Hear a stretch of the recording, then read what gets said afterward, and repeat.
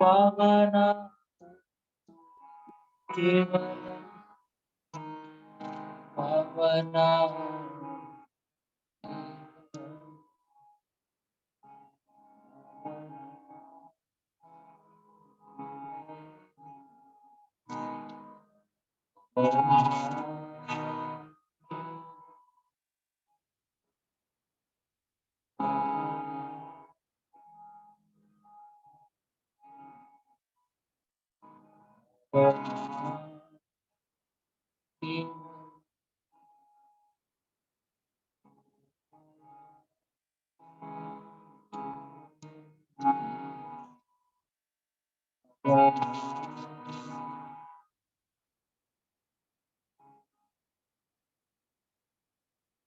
परमपिता बाबा की जय। नमस्कार दादा। बहुत धन्यवाद दादाजी, थैंक यू सो मच। बहुत सुंदर अपने सुरीले कंठ से आपने कीर्तन को गाया, बहुत अच्छा लगा दादा, थैंक यू सो मच। और हमारे बीच आदरणीय हरानंद जी मौजूद हैं। तो दादाजी बहुत अच्छा टॉपिक लेकर के आए हुए हैं आज। और दादाजी जब भेजे थे टॉपिक तो मैं देख करके बहुत खुश हो गया कि इसमें जरूर कुछ दादा ने अलग से जोड़ करके ओके किया होगा, तैयार किया होगा मटेरियल को। तो मैं बिना कुछ समय को गवाए हुए मैं चाहता हूँ, दादाजी से अनुरोध करता हूँ कि दादाजी क्लास को शुरू करने का प्रयास कीजिए। और सभी से अनुरोध है कि अपना प्लीज माइक म्यूट करके रखेंगे ताकि बीच में डिस्टर्बेंस ना हो और क्लास अनवरत चलता रहे। थैंक यू सो मच सभी को। बाबा नाम के नमस्कार। दादाजी प्लीज स्टार्ट। Thank you. नमस्कार आप सभी को, सभी दादा और दीदी लोगों को मेरा विनम्र नमस्कार। ये आज का जो विषय है प्रभात संगीत में चरैवेति, चरैवेति का उद्घोष। आप सभी जानते हैं कि चरैवेति, चरैवेति का अर्थ है चलते रहो, मूव ऑन मूव ऑन। और ये ऋग्वेद के ऐत्रेय ब्राह्मण में इसका प्रसंग आया है। हम सभी ये भी जानते हैं कि जो दो मंत्र आनंद मार्ग में हमेशा प्रयोग में लाए जाते हैं, संगच्छध्वम संवदध्वम और ओम मधुवातारिताय मधुशर्मा, ये दोनों ऋग्वेद के ही मंत्र हैं। और चरैवेति, चरैवेति भी ऋग्वेद के ऐत्रेय ब्राह्मण से लिया गया। मैं इसके पहले की विस्तार से मैं आगे बढ़ूं या उसमें बढ़ने की कोशिश करूं, मैं प्रभात संगीत के पहले गीत पर आपका ध्यान आकर्षित करना चाहूंगा। क्योंकि चरैवेति, चरैवेति के उद्घोष में जितने भी तत्व निहित हैं वे सभी इसमें मुखरित हैं पहले गीत में। अब जरा देख लेते हैं किस तरह। जब हम चलने की कहीं इच्छा व्यक्त करते हैं तो किसी भी यात्रा में, जैसा कि हम सभी जानते हैं, सभी लोग यात्रा करते रहते हैं, यात्रा करने की प्रेरणा सबसे पहले कहीं से आती है। कोई मित्र हो, कोई बंधु हो,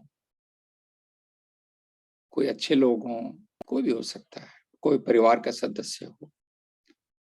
तो यात्रा की प्रेरणा कहीं से आती है और तब चलने की इच्छा होती है। उसके बाद यह तय किया जाता है कि कहाँ जाना है, क्योंकि यात्रा का पहला तो उद्देश्य है कि लक्ष्य क्या है, मंजिल क्या है। हरिद्वार जाना है, ऋषिकेश जाना है, रामेश्वरम जाना है या उज्जैन जाना है, जैसे कि आमतौर पर हिंदू धर्म में मान्यताएं हैं। इसके बाद जब योजना बन जाती है कि कहाँ जाना है, लक्ष्य स्पष्ट हो जाता है कि हमें किस जगह जाना है, तो जाने की तैयारी शुरू हो जाती है। वो तैयारी क्या है, तो लक्ष्य निर्धारित, पहले किसी ने प्रेरणा दी, प्रेरणा के साथ इच्छा शक्ति जगी कि हमें जाना है। क्योंकि मान लीजिए कि बहुत नासाज है कोई, तो जाने की इच्छा शक्ति ही नहीं जगेगी, जगेगी तो समाप्त हो जाएगी। वो स्पष्ट कह देगा कि मेरा शरीर इस लायक नहीं है कि मैं अभी दूर की यात्रा कर सकूं। तो इच्छा शक्ति और प्रेरणा दोनों एक दूसरे से जुड़े हुए हैं। इसके बाद लक्ष्य तय हो जाता है, स्पष्ट होना चाहिए कि कहाँ जाना है। ये संशय नहीं होना चाहिए कि जो मुक्तिबोध ने एक कविता में कहा है, क्या कहूँ, किससे कहूँ, कहाँ जाऊं, दिल्ली या उज्जैन। तो ये संशयात्मा विनश्यति की स्थिति में तो कोई यात्रा नहीं होती है, न हो सकती। इसके बाद यात्रा के लिए सम्यक रूप से ऊर्जा चाहिए, और पथ जब निर्धारित हो गया तो पाथेय चाहिए। पाथेय क्या है? यात्रा का सामान। क्या पैसा देना भाई?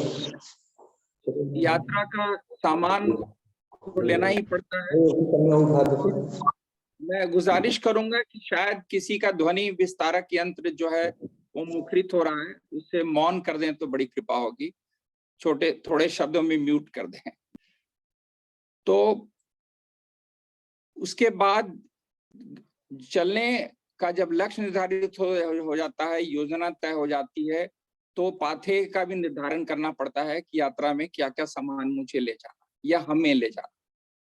और जब भी हम किसी यात्रा पर निकलते हैं तो यात्रा में गति, जो बाबा ने कहा कि गति और द्युति और रिदम यानी लय, तीनों होना है। जैसे एक झरना जैसे अगर बहता है तो आपको दूर से उसकी लयात्मक ध्वनि सुनाई पड़ती है, और आप किसी पहाड़ी के सफर में गुजर रहे होते हैं किसी नेशनल हाईवे से, तो अचानक आपको लगता है कि कहीं से झरना गुजरा और आपकी निगाहें उस ओर मुड़ जाती हैं और आप शायद ठहर भी जाते हैं झरने की खूबसूरती को देखने।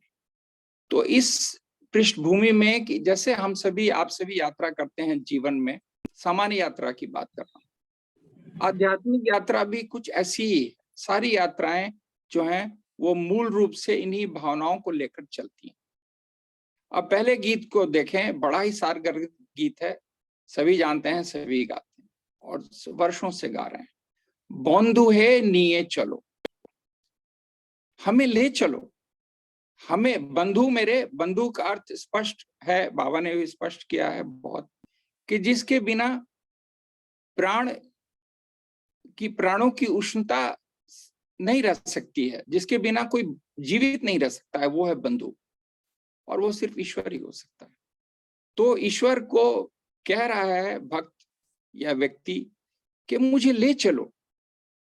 अब देखिए, चलने की इच्छा शक्ति जग गई उसके अंदर, ये सबसे आवश्यक है, वरना तो फिर वही बात हो जाएगी कि अजगर करे न चाकरी, पंछी करे न काम, दास मलुका कह गए सबके दाता राम। तो बंधु है निये चलो, हे बंधु मुझे ले चलो, मुझे ले चलो, मैं चलना चाहता हूं। कहाँ ले चलो? आलोर ओई झरना धारा पाने। ओई मीन्स दैट, जब आप उंगली से इशारा कर रहे हैं तो ओई का अर्थ वही है कि वो जो सामने रोशनी का झरना है, वहां मुझे ले चलो, वहां मुझे ले चलो। अब देखिए, एक तरफ झरना है, झरने की फितरत की प्रकृति हम सभी जानते हैं, तेज भाव, स्वच्छ निर्मल जल, पत्थरों और छोटी छोटी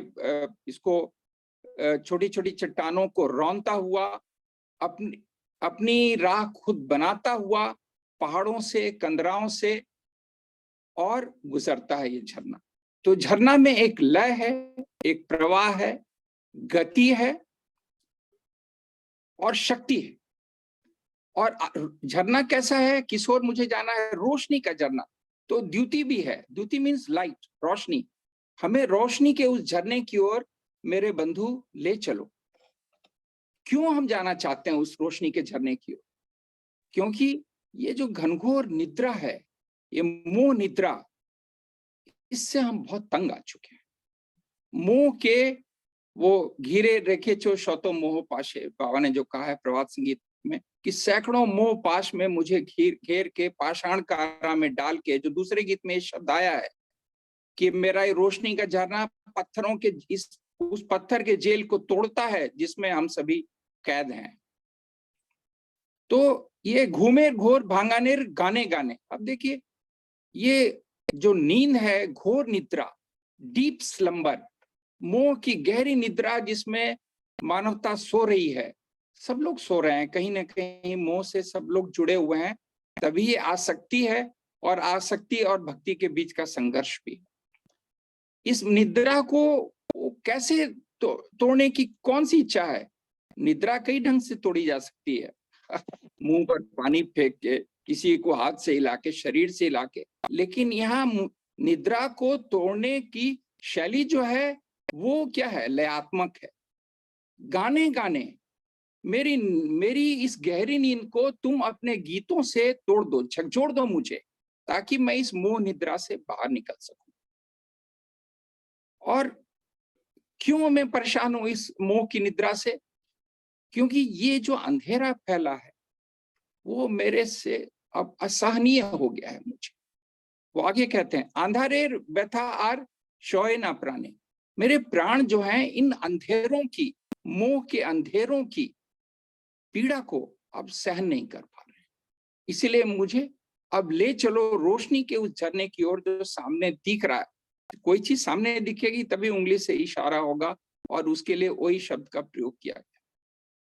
तो अब हम लोग देखें कि किसी भी चरैवेती जब बात कही गई, चलते रहो, तो ये लक्ष्यहीन भटकाव नहीं है, ये एक स्पष्ट लक्ष्य की ओर प्रस्थान करना है। पथ स्पष्ट है, पथिक भी चाहिए, उसके लिए चलना किसको है? यानी हम सब भी हैं। पथ है, पाथे है, सामान क्या यात्रा कर लेना है। तो सामान क्या है? प्रभात संगीत में उन्होंने कहा है कि ईश्वर तुमने जो मुझे जो कुछ भी संपदा दी है, बुद्धि की, बल की और लौकिक संपदा दी है, मेरे पास सामर्थ्य जो थोड़ी बहुत है, यूं तो मैं बहुत क्षुद्र हूं, छोटा हूं, पर तुमसे जो मुझे सामर्थ्य मिली है वही मेरा पाथेय है। तुमसे जो प्रेम मिला है, करुणा मिली है, वही मेरा पाथेय है, वही मेरे रास्ते का सामान है। मैं उसी के सहारे आगे बढ़ना चाहता हूँ, क्योंकि जो बल है, जो संबल है, वो उसी का बल है, वरना हम सभी निर्बल हैं, दुर्बल हैं, बलहीन हैं। तो इसमें इच्छा शक्ति है, प्रेरणा है, यात्रा के पीछे गति है, चलना तो है ही। और गति जो है वो लयात्मक गति है, पहाड़ी झरने की तरह। हर व्यक्ति के जीवन में एक लय होता है बहाव में, जो एक डिस्कोर्स है बाबा का, इनकैंटेटिव रिदम एंड यूनिवर्सल रिदम। चरैवेती भी एक सेपरेट डिस्कोर्स है, आप सभी ने पढ़ा होगा, नवंबर में ही 1978 में दिया था उन्होंने। और उसके एक अलग डिस्कोर्स है, इनकैंटेटिव रिदम एंड यूनिवर्सल रिदम। अब ये लय की बात क्यों है? बहुत लोग ये सोच सकते हैं, पूछ सकते हैं कि लय कहाँ है जीवन? लय है, एक विश्व ब्रह्मांड में हर कुछ संगीतमय है, लयात्मक है। आप दर्शन की बात छोड़ दें, आप सुबह उठकर सबने महसूस किया होगा, पक्षियों के कलरव को सुना होगा। एक साथ सैकड़ों अलग अलग पक्षी, अलग अलग प्रजातियों के पक्षी अपनी अपनी धुन में गाते हुए, उड़ते हुए नीले आसमान में भोजन की तलाश में निकल जाते हैं। कोई भी सुर बेसुरा नहीं लगता। 100 पक्षी अलग अलग दिशाओं में जाते हैं, अलग अलग ढंग से गाते हैं, गुनगुनाते हैं, फिर भी इतना सुरीला लगता है कि आदमी सुबह उठ के जंगल की ओर भागता है उन्हीं पक्षियों की आवाज सुन। जबकि बाजार में अगर 100 लोग एक साथ बोलें तो इतना शोर और इतना कोलाहल होगा कि थोड़ी देर में आदमी परेशान हो जाएगा और ध्वनि प्रदूषण से जो है कान दुखने लगे। अब देखिए, इसको बाबा ने प्रभात संगीत में स्पष्ट किया है कि क्यों चलना है। हम क्यों नहीं अजगर करे ना चाकरी, पंछी करे ना काम, दास मलूका कह गए सबके दातारा हो। हम इस मुद्रा में बैठे रहेंगे, हम कुछ नहीं करेंगे, ना कुछ करेंगे न चलेंगे।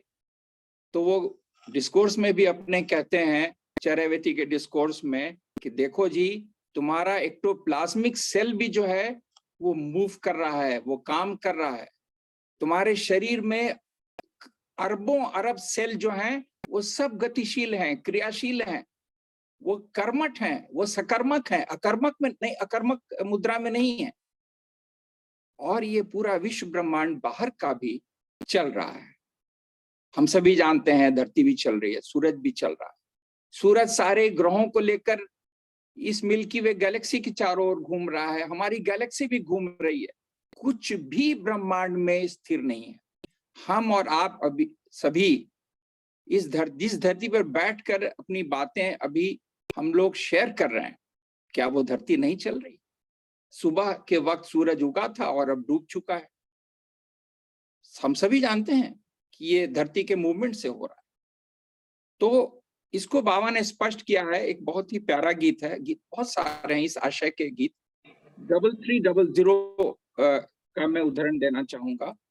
कहते हैं, कमल उपवने चिन्मय पवने, इनमें कमल को भी और वो कॉन्शियसनेस में जो आदमी की चिति शक्ति है, आदमी के भीतर जो चेतन शक्ति है, तुम उसको भी स्थिर नहीं रहने दे रहे हो।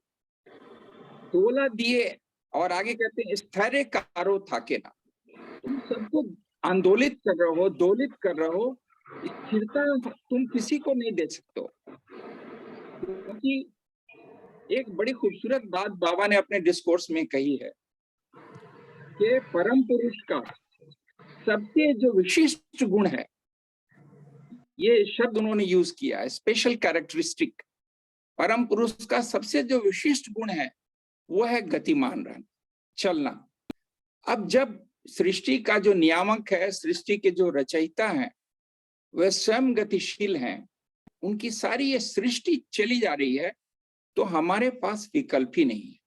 हम सोच सकते हैं कि हम स्थिर रहेंगे, लेकिन हमारे पांव के नीचे की धरती भी खिसक रही, वो चल रही है, पर इतनी लयात्मक ढंग से चल रही है कि हमें उसकी अनुभूति नहीं हो रही है। यही तो उसकी खूबसूरती है कि वो इतनी प्रखर वेग से धरती चल रही है, पर उसकी प्रखरता तो दूर, मधुरता का भी एहसास नहीं हो रहा है। तो और उसी गीत में वो आगे कहते हैं 3300 में, मैं कुछ ही पंक्तियों को उद्धृत कर रहा हूं समय की बाध्यता के कारण। ऐसे छी धौराते तवो काज कोरीते, मैं इस धरती पर क्यों आया हूं? तुम्हारा काम करने के लिए, मिशन का काम करने के लिए। और इतना ही नहीं, भालो बाशार डोरे तुम्हारे बाधिते, ये बड़ी महत्वपूर्ण बात है जिसको कभी भी भुलाया नहीं जाना चाहिए कि काम अपनी जगह पर है, और ये जो प्यार की डोर है उससे ईश्वर को बांधने का जो प्रयास है, ईश्वर को बांधने का जो स्वयं सीमातीत है, देशातीत है, कालातीत है, जिसको समय नहीं बांध सकता, उसको बांधने का जो ये प्रयास छोटा सा है, लघु प्रयास, क्षुद्र प्रयास, वो भी करने में आया। हे अनुपमो निकटतमो, हे अनुपम, तुम तो अनुपम हो ही, तुम्हारी कोई उपमा नहीं है, और निकटतम भी हो। मोनेरी व्यथा बूझे कैनो बूझे ना, मेरी इस पीड़ा को तुम क्यों नहीं समझ पा रहे हो कि मैं दो चीज के लिए धरती पर आया हूँ। ऐसे चीज दोहराते तवो काज कोरीते, तुम्हारा काम करने आया हूँ, और प्यार की डोर से मैं तुम्हें बांधने आया हूँ। ये हिम्मत सिर्फ एक भक्त नहीं हो सकती है कि ईश्वर को प्यार से की डोर से बांधने की बात करे, क्योंकि बांधने की जरूरत दुर्योधन जैसे लोगों ने भगवान कृष्ण को की, तो सबको पता है कि क्या हुआ। अब आगे देखिए गीत में मैंने, आप याद करें कि यात्रा के जो कई अंतर्निहित तत्व हैं उन पे अभी चर्चा हुई हम लोगों की, तो उसमें लय भी बहुत महत्वपूर्ण है। जैसे अभी बहुत ही मधुर लयात्मक स्वर में नवल दादा ने कीर्तन गाया, मैं उनकी आवाज का कायल रहा हूं। अब देखिए प्रभात संगीत 129 में कहते हैं, वो स्पष्ट कर देते हैं, एगिए चौले शूरेर धारा एगिए चौले प्राणेर धारा साथे। ये सुरों की जो धारा है का जो रिदम है, लय है, वो प्राणों के लय के साथ चल रहा है। हम सभी जानते हैं हमारा हृदय जो है एक लयात्मक गति से धड़कता है, डायस्टोलिक, सिस्टोलिक, और फिर कुछ सेकंड का पॉज देके फिर वो आगे बढ़ता है। पॉज भी है उसमें, पता नहीं चलता। और आगे कहते हैं इस गीत में, झोड़ झंझा वज्रो स्नेह भालो बाशा मधुर के, प्यार ये हमारा स्वीट होम, मधुर के स्वीट होम, झोड़ झंझा वज्रो, ये सब कुछ आते हैं जिंदगी में, तूफान आते हैं, फिर भी हमारा घर जो है वो स्वीट होम है। शौवार आछे शूरे बांधा, कहते हैं ये सारी चीजें, तूफान भी है, वो सुर में आ रहा है, एक अपने उसका एक अलग सुर है। जैसे एक प्रभात संगीत में वो कहते हैं कि मैंने तो तूफानों की छाती में तुम्हें देखा है, उसके बीच में, और तुम्हें महसूस किया है। अब देखिए, एक बहुत ही मार्मिक और प्यारा गीत है 876, इसी थीम पर बहुत ही अच्छे ढंग से ये गीत सामने आता है।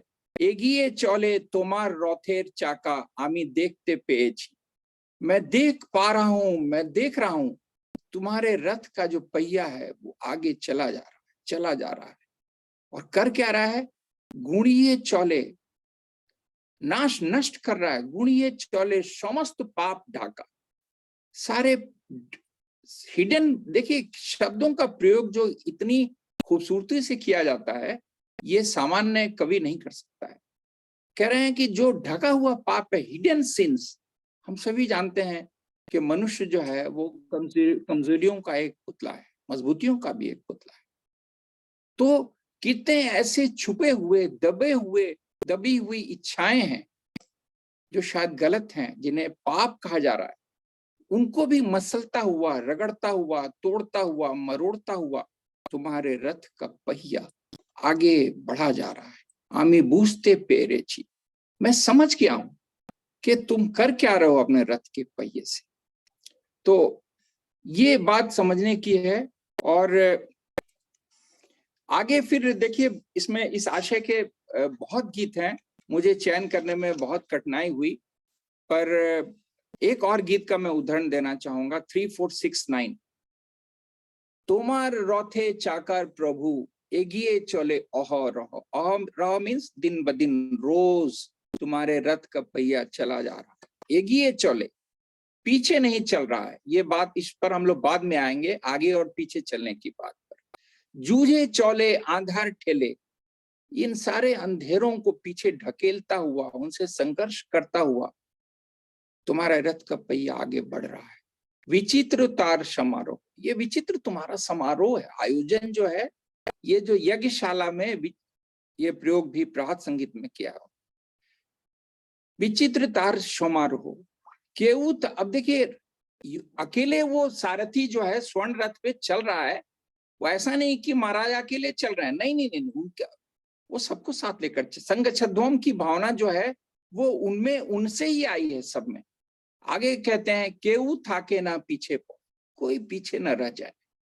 अनाथ आतुर शौवार चौरे, जो अनाथ हैं, जो आतुर हैं, जो डाउन ट्रॉडन हैं, गिरे पड़े हैं, हताश हैं, जिंदगी से निराश हैं, वो सब इस पर चलेंगे। उठते जे जौन नाही परे, जो उठ भी नहीं पा रहे हैं बेचारे, जिंदगी ने जिनको इतना मजबूर, विवश, लाचार और असहाय कर दिया, तुम ही तारे तूले न हो, तुम तो उनको उठा के, रथ का पहिया रुकेगा, रथ रुकेगा, तभी सड़क के किनारे गिरा हुआ, पड़ा हुआ एक टूटा हुआ इंसान उठ पाएगा। तो वो जो रथ पे चल रहे हैं, स्वर्ण रथ पे, वो रुक रहा है रथ, और ऐसे लोगों को भी साथ में लेकर चल रहा है जो अकेले पड़े हैं, टूटे पड़े हैं, बिखरे पड़े हैं, उनको पीछे, क्योंकि केऊ था के ना पीछे पड़े, उनका मिशन बहुत स्पष्ट है, एक भी आदमी छूटना नहीं चाहिए। इस रथ के पहिए पर, इस रथ पर सबको आना चाहिए। वो स्वयं उतर उतर के ऐसे लोगों को सहारा देकर रथ पर बैठाकर आगे बढ़ रहे हैं। और फिर इस गीत में आगे कहते हैं, आलोर पौथे यात्री जारा, जो रोशनी के पथ पर यात्री चलना चाहते हैं, या जा रहे हैं, या जाने की कोशिश कर रहे हैं। एकेर आपौन शौबाई तारा, वो तो सब अभी सभी अपने ही हैं, सभी भाई बहन ही तो हैं, सभी रिश्तेदार हैं। भेंगे मौने लौहकारा, ये पाषाणकारा और लौहकारा जो शब्द है प्रभात संगीत में बार बार आता है, बार बार कहता है कि हम किसी पत्थर के जेल में फंसे हुए हैं,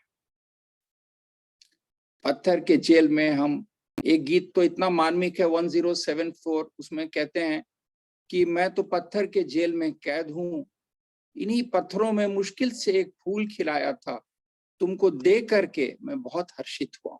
क्योंकि आप जानते हैं, हम सभी जानते हैं कि पत्थरों में फूल आसानी से नहीं खिलते।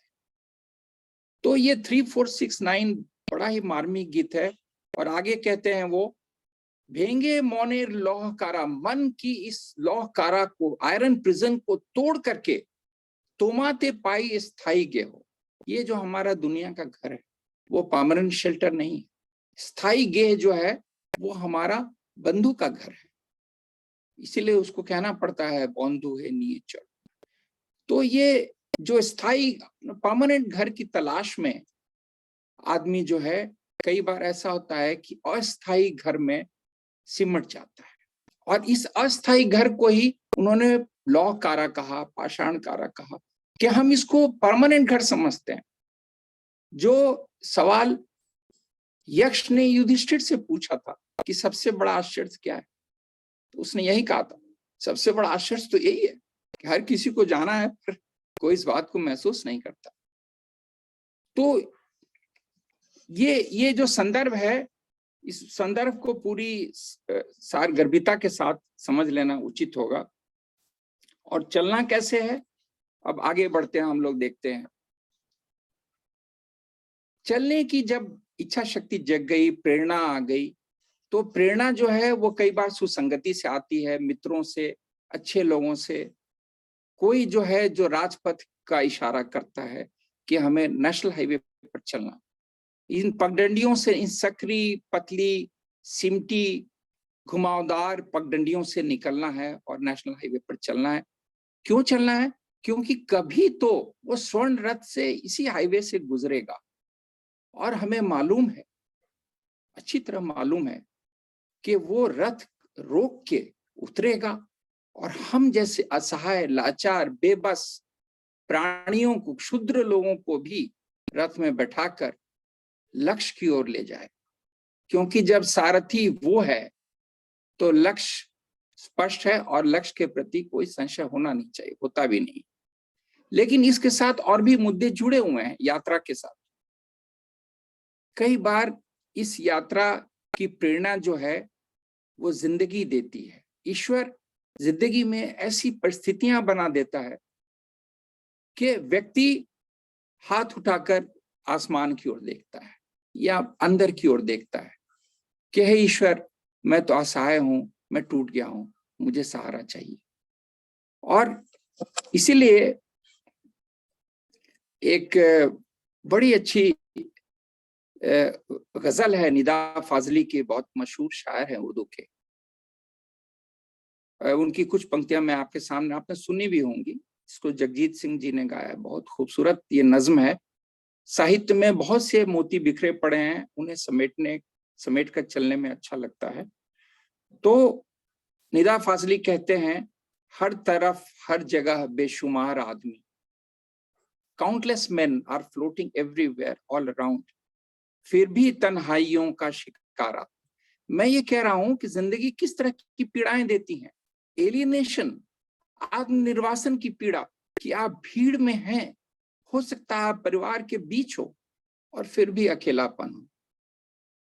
पूर्णिमा की रात में जब आप खिड़की से अकेले चांद को देखें तो आपको एक अजीब सा सूनापन, एक अजीब सा अकेलापन, निस्तब्धता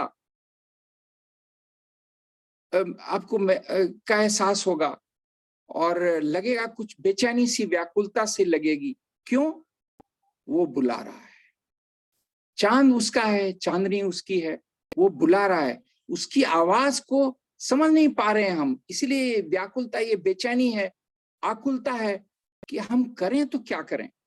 तो वो कहता है, हर तरफ हर जगह बेशुमार आदमी, फिर भी तन्हाइयों का शिकार आदमी, सुबह से शाम तक बोझ ढोता हुआ, कर्म में लिप्त हर आदमी हमारी आपकी तरह क्या है, सुबह से शाम तक रोजमर्रे में जिंदगी के 2 पैसे कमाने में उलझा हुआ, सुबह से शाम तक बोझ ढोता हुआ, अपनी ही लाश का खुद मजार आदमी। ये पीड़ा के शब्द बिल्कुल मुखर हो गए हैं। हर तरफ दौड़ते भागते रास्ते, मैंने जो पगडंडियों की बात कही उसकी ओर ये निदा फाजली जी इशारा कर रहे हैं। हर तरफ दौड़ते भागते रास्ते, इतने रास्ते हैं सामने जिंदगी में, दिन सुबह से शाम तक, कि भागते भागते शाम तक आदमी थक जाता है। हर तरफ आदमी का शिकार, हर तरफ हर जगह बेशुमार आदमी, फिर भी तन्हाइयों का शिकार। 1039 को देखें, राग दरबारी का गीत है, बेहद शक्तिशाली धुन है, और जो इसका सार है उसके बारे में क्या कहूं, सुनी लीजिए कुछ पंक्तियां। निर्जनों कानों ने आमारे रेखे फैले रेखे दिले, इस सुनसान जंगल में तुमने मुझे छोड़ दिया। ये स्पष्ट है कि ये सुनसान जंगल की ओर, दुनिया की ओर इशारा कर रहा है। कौन भरोसा है, बोलो कौन भरोसा है, किसके भरोसे तुमने मुझे इस सुनसान जंगल में छोड़ दिया जो आज ये दुनिया मेरे लिए हो गई।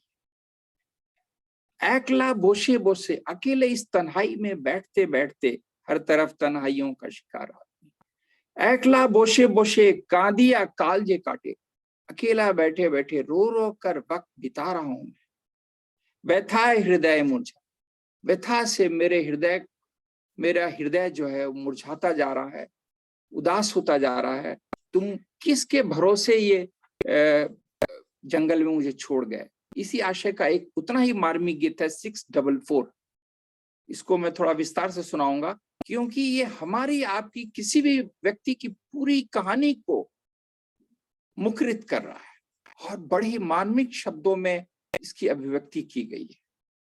तोमार लागिया तोमार सौरिया, तुम्हारे लिए तुम्हें याद करते हुए, ना थामिया पौथो चौले छी, बगैर रुके हुए मैं जिंदगी के रास्ते पर चला जा रहा हूं। अब देखिए, चरावेती तो हो रहा है, उसके साथ क्या क्या हो रहा है ये भी जरा महसूस किया जाए। तोमार लागिया तोमार सोरिया, तुम्हें याद करते हुए, ना थामिया पौथो चोले छी, एशियो गो हृदय मधुर प्रणय, मेरे हृदय में मीठा प्यार लेकर के आओ। come into my heart with sweet love of yours। अब देखिए आगे की पीड़ा, देखिए क्या पीड़ा है जीवन की, हर व्यक्ति जीवन की पीड़ा। कौतो जे झंझा माथा है वो है छी, कितने तूफानों को सर पे लेके मैं चला जा रहा हूँ, कितने तूफान गुजर गए, इस सर से मैं झेल गया। कौतो उल्का ज्वाला जे शोए छी, कितनी उल्काओं की आग में झेल चुका, मैं आधा जल चुका हूँ। ये उल्काओं की आग ने मेरी जिंदगी को आधा झुलसा दिया है।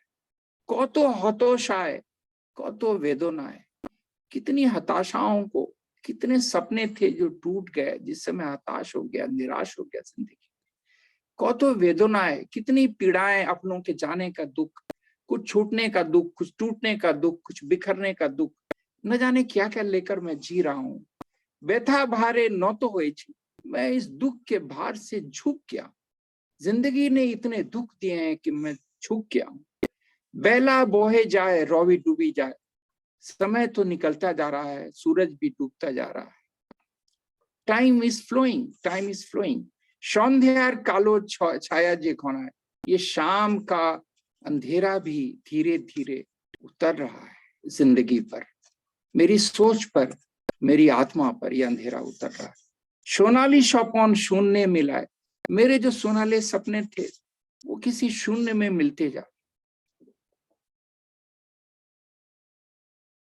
मुझे एक प्रसंग याद आया कि जब श्रद्धानंद दादा थे तिलजला में, श्रद्धेय श्रद्धानंद दादा, तो हम लोग जब तिलजला जाते थे, ये दौर था जब बाबा का समय था, तो मेरे घर के लोग, चंदा मेरी धर्मपत्नी और उनकी माँ अहिल्या दीदी आचार्य थी, 50 वर्षों तक रही। वो जब भी खीर या मीठा कुछ लेकर उनके लिए जाती थी, जो कि स्वाभाविक है, तो वो कहते थे कि जब प्रौत राज आएगा तभी मैं मीठा खाऊंगा। इसके आगे कुछ और नहीं कहना चाहता। सोनाली शौपौन शून्य मिलाए, मेरे कितने सोनाले सपने शून्य में मिल गए। झोरा फूले माला गेंथे छी, सूख ताजा फूल तो जिंदगी ने दिए नहीं, तो मैं क्या करूं, तुम्हारे लिए माला तो गूंथना था मुझे, तुम्हें कुछ तो देना है मुझे, मैं दे क्या पाऊंगा तुम? आप दुनिया के सबसे बड़े, सबसे धनी, समृद्ध, शक्तिशाली व्यक्ति को क्या दे सकते हैं? सुदामा भगवान कृष्ण क्या दे सकता है? तो कहते हैं इसीलिए मैं सूखे हुए, गिरे हुए फूलों की माला लेकर मैं तुम्हारे पास आया हूं, फिर भी तुम्हार लागिया तुम्हार शोरिया ना थामिया पौथ चले, तुम्हारे लिए, तुम्हें याद करके मैं चला जा रहा हूं।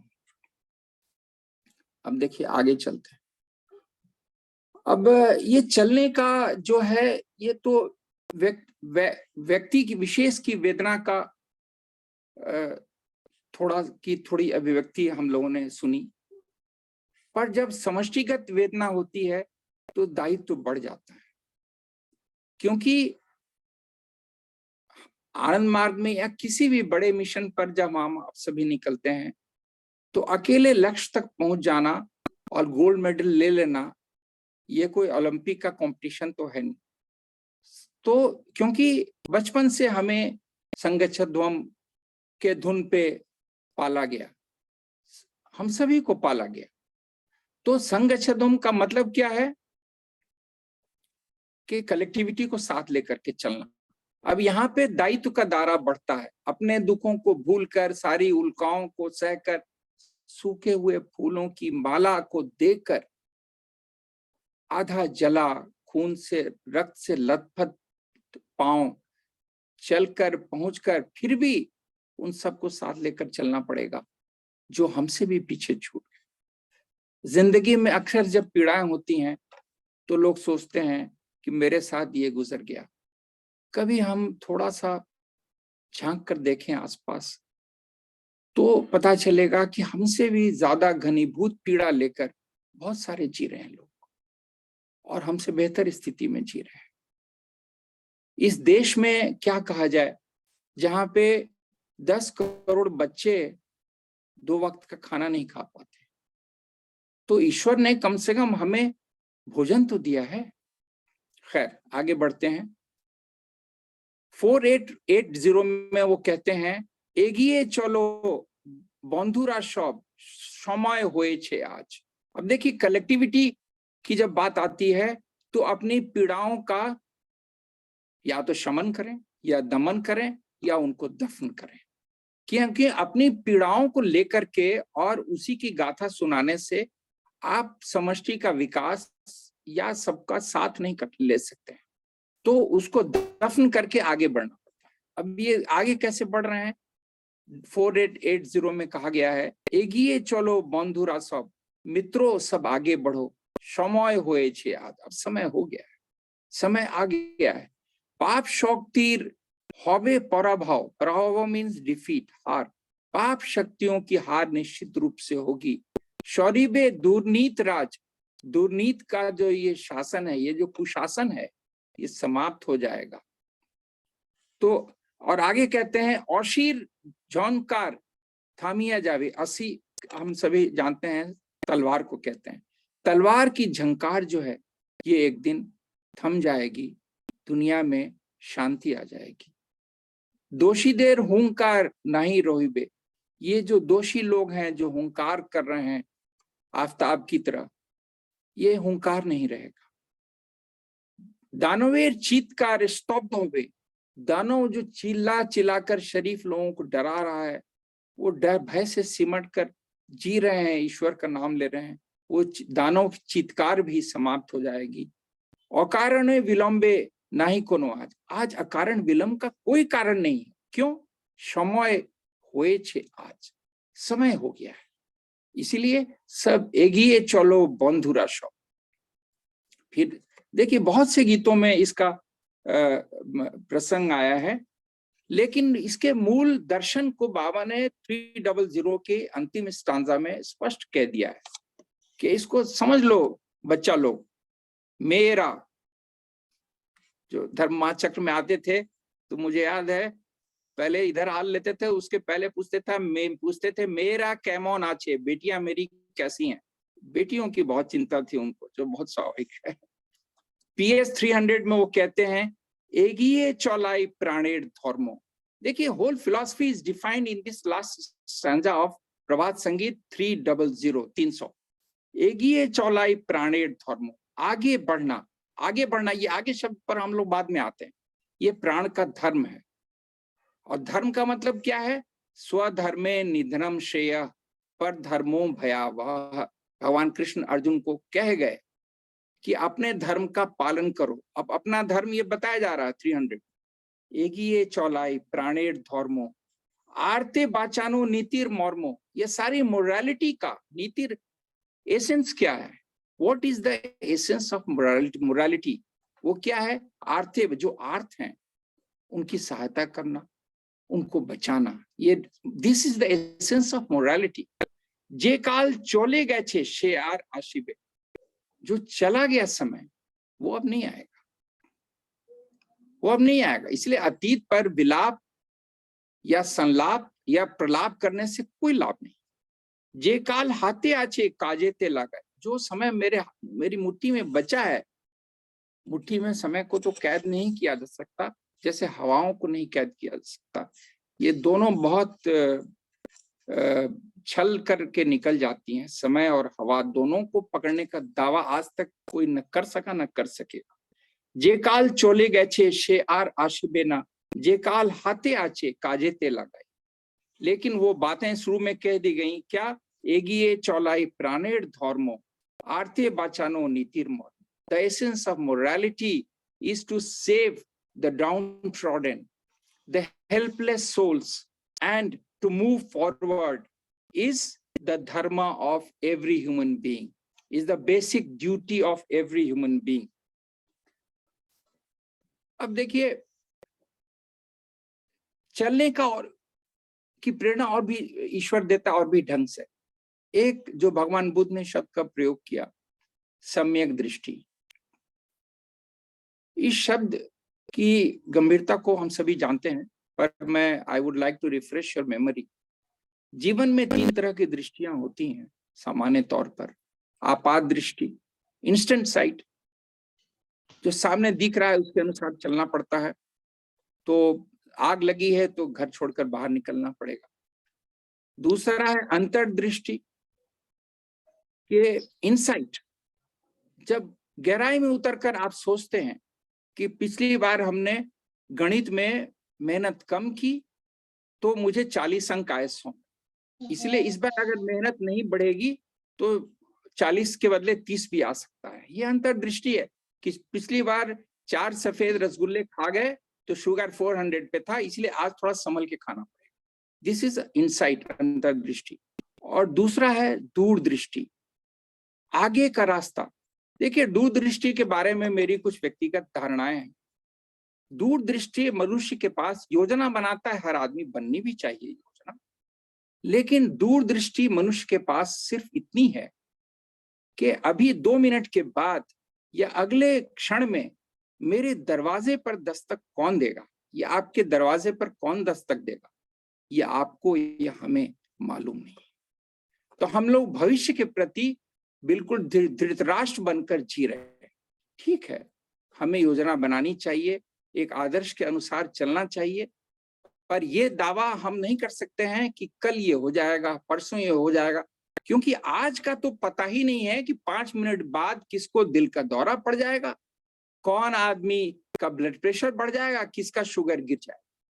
तो जब अपना शरीर नियंत्रण में नहीं है तो बाहर की परिस्थितियों पर नियंत्रण करना जो है वो आदमी की दूरदृष्टि तो हो सकती है, लेकिन सम्यक दृष्टि नहीं हो सकती। अब ये सम्यक दृष्टि क्या है? इन तीनों का समाहार तो है, balance of what? Instant site, insight and foresight. लेकिन सम्यक दृष्टि इसके ऊपर भी है, जिसके लिए प्रभात संगीत के कम से कम 50 गीतों में संबित शब्द का प्रयोग किया गया है। कॉन्शियसनेस, चेतना। वो चेतना कौन सी चेतना है? वो प्राणों की चेतना तो है ही, उसके साथ संबित के अर्थ जो हैं बहुत कई बहुआयामी उसके अर्थ हैं। ये जो संबित है, ये सम्यक दृष्टि है, वो ये है जो 1462 में कहा गया। इसको बाद में आप लोग सुन लेंगे कभी, बहुत ही मार्मिक गीत है। लेकिन अभी मैं संवित की बात कहूंगा 4687 के संदर्भ में, जिसमें वो कहते हैं कि सृष्टि और विनाश ये तो हिस्सा है। कहते हैं भोरे सूरजो आजी के नूतन आलोक दिलो। आज सुबह का सूरज जो आया वो नई रोशनी, नई बात मुझसे कह गई। ये सूरज, ये हवाएं मैंने महसूस किया है, ये निस्तब्धता, ये वीरानगी, ये सब बोलते हैं। हम उनकी आवाज सुन लें तो अच्छा है, न सुने तब भी वो बोलते हैं। भोरे सूरजो आजी के नूतन आलोक दिलो। क्या रोशनी दी, क्या नई बात वो कह गए। शे आलोक बोले आमा के। अब वो रोशनी मुझसे कह रही है। मैं जो कह रहा हूं ना कि रोशनी भी कुछ कहती है, ये स्वयं प्रभात संगीत के रचयिता कह रहे हैं। शे आलोक बोले आमा के पौत बाछो आजी के। बहुत महत्वपूर्ण बात है। पौत बाछो आजी के, चूज योर पाथ टुडे। रास्ता तो चुनो। तुम जिस गली कूचे में भटक रहे हो, तुम देखो तुम कहां पहुंच के जाओगे इस गली कूचे में। रास्ता तो चुनो। ये राजपथ तुमको बुला रहा है, तुम आवाज तो सुनो। एक गीत में, बहुत ही मार्मिक गीत में वो कहते हैं, मैं समुद्र के किनारे बैठ के, क्या है, मैं I was picking up shells. मैं चुन रहा था, शेल्स को चुन रहा था। और क्यों चुन रहा था? मुझे कई शेल्स में रजत भ्रम हुआ और मैं मुक्ता के लिए मैंने श्रम नहीं किया। ये शब्द प्रभात संगीत के जो मैं प्रयोग कर रहा हूं, उसमें मुझे मालूम है कि उसमें किसी में पर्ल भी है, मोती भी है, पर मैंने उसके लिए श्रम नहीं किया। और तुम जो हो, तुम चुपचाप देखते रहे। फिर शाम हो गई, समुद्र किनारे शाम ढल गई, मैं रोने लगा। फिर भी तुम बिल्कुल निस्संग भाव से रहे, निर्लिप्त भाव से तुम चुप रहे। और अंत में मैं जब घर आया तो ऐसा अंधेरा था घर में कि मुझे वो सीप जो मैं चुन कर लाया था मोती, रजत भ्रम में, मोती के भ्रम में, वो सीप भी मुझे नहीं दिख रहा। जो सारा जीवन हम जिस चीज के संग्रह में लगे रहते हैं, वो पता चलता है अंत में कि कुछ भी काम नहीं आएगा, कुछ भी काम नहीं आएगा। तो उसी थीम पर वो कहते हैं कि जब अंधेरा हो गया और मुझे वो झोली भी नहीं दिखी जिसमें मैंने सीप रखा था दिन भर चुन के, समुद्र किनारे टहल के, घरौंदे भी मैंने बनाए थे, वो फिर मैं रोता रहा और तुम चुप रहे, तुम मुस्कुराते रहे। खैर, तो आगे कहते हैं भूले ना जाओ। अब फिर आगे कहते हैं पौथ बाछो आजी के, आज रास्ता तुम चुनो, भूले ना जाओ पीछे, wipe out the bygone past. पीछे का अतीत को भुला दो। जीवन भांगा गौड़ा नहीं है। देखिए ये संबित है, ये सम्यक दृष्टि है, मनुष्य में आ गई। ये जीवन क्या है? भांगा गौड़ा। गौड़ा मीन्स क्रिएट, भांगा मीन्स तोड़ना इन बंगाली। यही तो जीवन है। तुम ही ताई एगिए चलो। तुम इसलिए आगे चलो और रास्ता चुन लो क्योंकि जीवन में सृष्टि और विनाश तो लगा रहेगा। यह आगच्छति सहगच्छति, जो आएगा वो जाएगा, चाहे वो व्यक्ति हो, चाहे वो संपदा हो, यश हो, सम्मान हो, शक्ति हो। जब ये सूरज भी डूब जाता है तो व्यक्ति का सूरज भी डूबता है। बहुत लोगों का सूरज चमकता दिखता है, लेकिन शायद उनको पता नहीं है कि शाम भी आने वाली है, शाम भी आती है। आगे कहते हैं 3205 में, तुमी बृहत क्षुद्र आमी, जो मैंने शुरुआत की कि पाथेल जो हम क्या लेंगे, सुदामा अपनी झोली में भगवान कृष्ण के दरबार में जाने के लिए क्या ले सकते हैं, क्या है उसके पास? और है भी तो ये रजत भ्रम में सीप जुटा करके झोली में लेके जा सकते हैं। तो पौध धोरे तुमा की नौमी, तुम्हारे रास्ते पर चल रहा हूं, तुम्हें मैं नमस्कार करता हूँ। चौलियाची आमी कबू नहीं थामी, मैं चला जा रहा हूँ, कभी रुकता नहीं हूं मैं। मिटाते मौनेर मरु तृषा, ये मन के अंदर जो मरु तृषा है, ये शब्द भी प्रभात संगीत में घूम घूम कर आया है कि ये मृग तृष्णा है जो इसके पीछे हम सारा जीवन भाग रहे थे, भागते जा रहे थे, सीप कलेक्ट कर रहे थे समुद्र किनारे कि बड़ा काम आएगा, और रात के अंधेरे में न वो झोला दिखा न सीप दिखा, और तुम हंसते रहे मैं रोता रहा, तुम हंसते रहे मैं रोता रहा, यही मेरे जीवन का अंत। आशा आर जावा, चावा आर पावा। देखिए अब डोमेन बढ़ा रहे हैं, ये सम्यक दृष्टि का डोमेन प्रभात संगीत में 3205 में इसकी दृष्टि जो है अब व्यापक हो रही है। आशा आर जावा, पहले गीत में कहा कि सृष्टि और विनाश तो जीवन का नियम है, इसलिए आगे चलो, रास्ता चुनो, तुम पौथ बाछो आज ही रास्ता चुनो। दिस इज 4687 3205 में डोमेन को बढ़ा के कह रहे हैं आशा और जावा, चावा और पावा। क्या हमने चाहा और क्या मिला, इसी का, इसके गणित में कब तक वक्त बीतेगा। क्या हमने चाहा, क्या मिला, क्या खोया, इसी गणित में तो सारा जीवन गुजर गया। एदेर दिए कांदा हाशा। अब देखिए क्या व्यंग भी है और सच भी है। जो मिला उसके लिए खुश हुए, जो गया उसके लिए रोते रहे, यही तो जीवन की कहानी रही। इसीलिए वो कहते हैं कि पीछे अतीत को भुला करके चलो। अब देखिए इस बात को प्रभात संगीत में बहुत गंभीरता से प्रभात संगीत के रचयिता ने लिया है, हमारे श्रद्धेय गुरुदेव ने। अतीत के कई आयाम हैं, कई पहलू हैं, हम लोग उसको गहराई से, ये अंतर्दृष्टि में, अब जीवन दृष्टि, सम्यक दृष्टि का एक पक्ष है जिस पर अभी थोड़ा समय आपका चाहूंगा मैं। अंतर्दृष्टि, ये अतीत में जब अंतर्दृष्टि डालेंगे आप, उसको मंथन करेंगे तो उसमें कई बातें सामने आए। पहली बात तो ये कि बचपन से परिवार ने जो संस्कार दिए, सुसंस्कार ऑब्लिक कुसंस्कार, ये चिंतनीय विषय है। क्योंकि जितने जो पूर्वाग्रह आए, डॉगमास घुसे, वो बचपन से घुसे। कल ही एक दूसरे फोरम पे चर्चा हो रही थी, उसमें बात निकली कि बचपन से हमने देखा कि घर में ही जेंडर डिफरेंशिएशन हो रहा है, तो वो फिक्स्ड, वो फिर हमारी नसों में, खून में बहने लगा। भाई के साथ अलग व्यवहार, बहन के साथ अलग।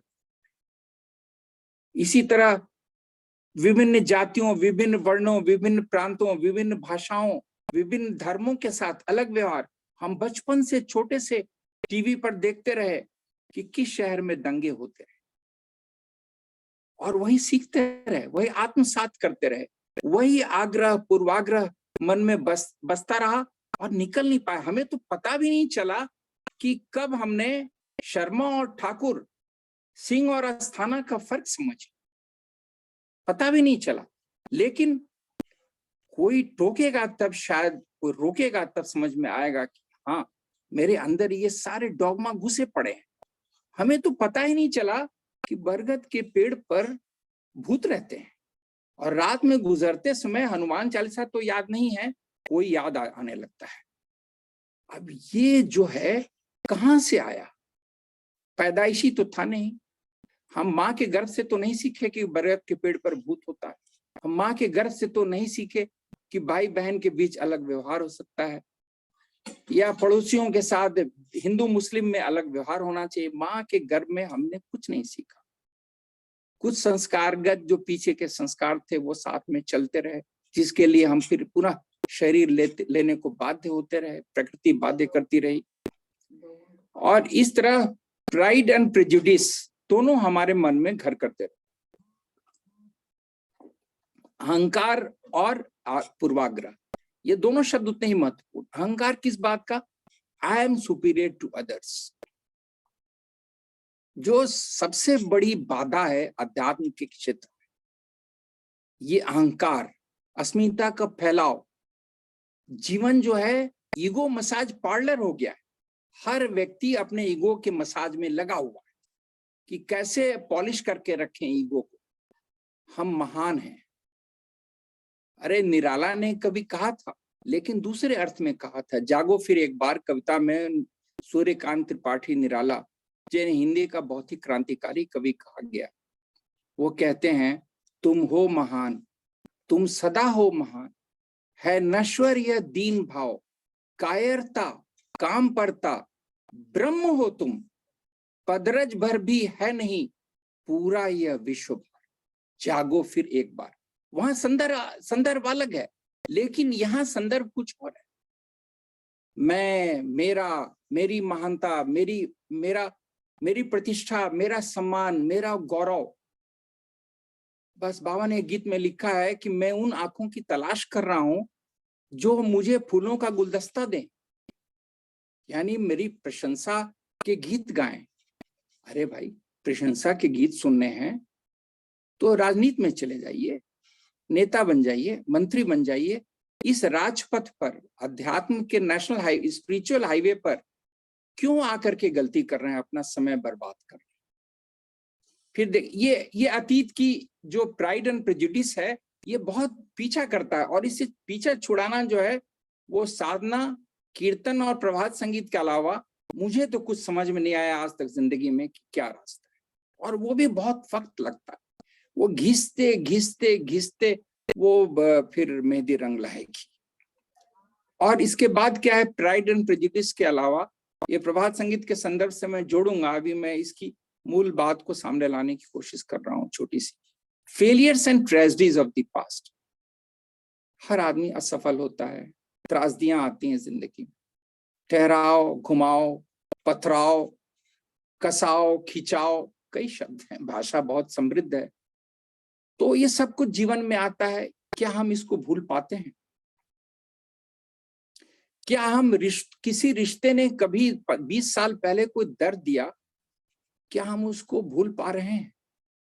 बाबा ने, मुझे अगर सही याद है, श्रद्धेय स्वरूपानंद दादा को कहा था कि देखो जी, हमारी जो साधना है वो स्मृति से विस्मृति की साधना, चीजों को याद रखने की साधना नहीं है, भूलने की साधना है। तो ये सब कुछ भूलना पड़ता है ना।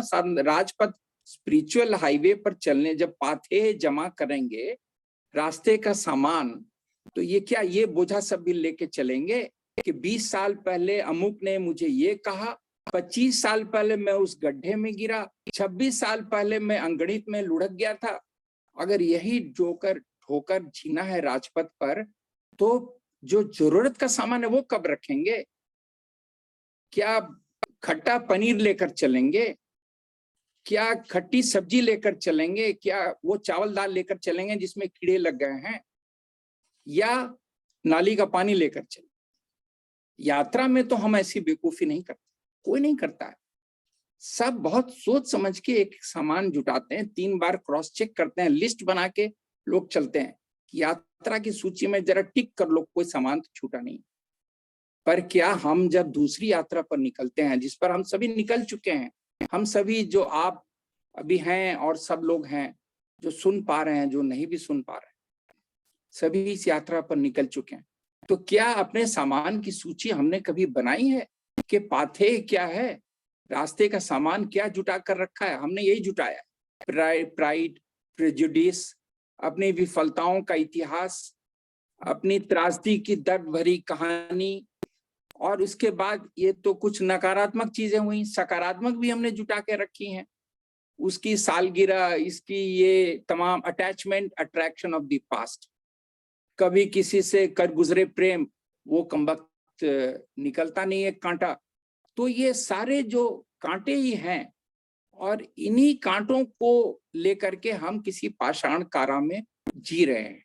एक गीत में वो कहते हैं, बौशे आछी नदी तीरे, आपने सुना होगा, बहुत प्यारा गीत है, शे कर्णधार को था। वो कर्णधार कहाँ है? और आगे कहते हैं उसमें एक बड़े ही मार्मिक पंक्ति, वो कहते हैं, पिंजरे में कैद करके, मैं पंछी हूं, पिंजरे में कैद करके तुम मुझे खंजर का भय दिखला रहे हो, तो मैं रोऊं ना रोऊं तो क्या करूं? अब कैद में तो, पिंजरे में तो कैद है पंछी बेचारा, अब उसके बाद उसको खंजर दिखलाया जा रहा है, तो करेगा क्या? ना तो आजाद हो सकता है, अब खंजर मारना है तो मार दो।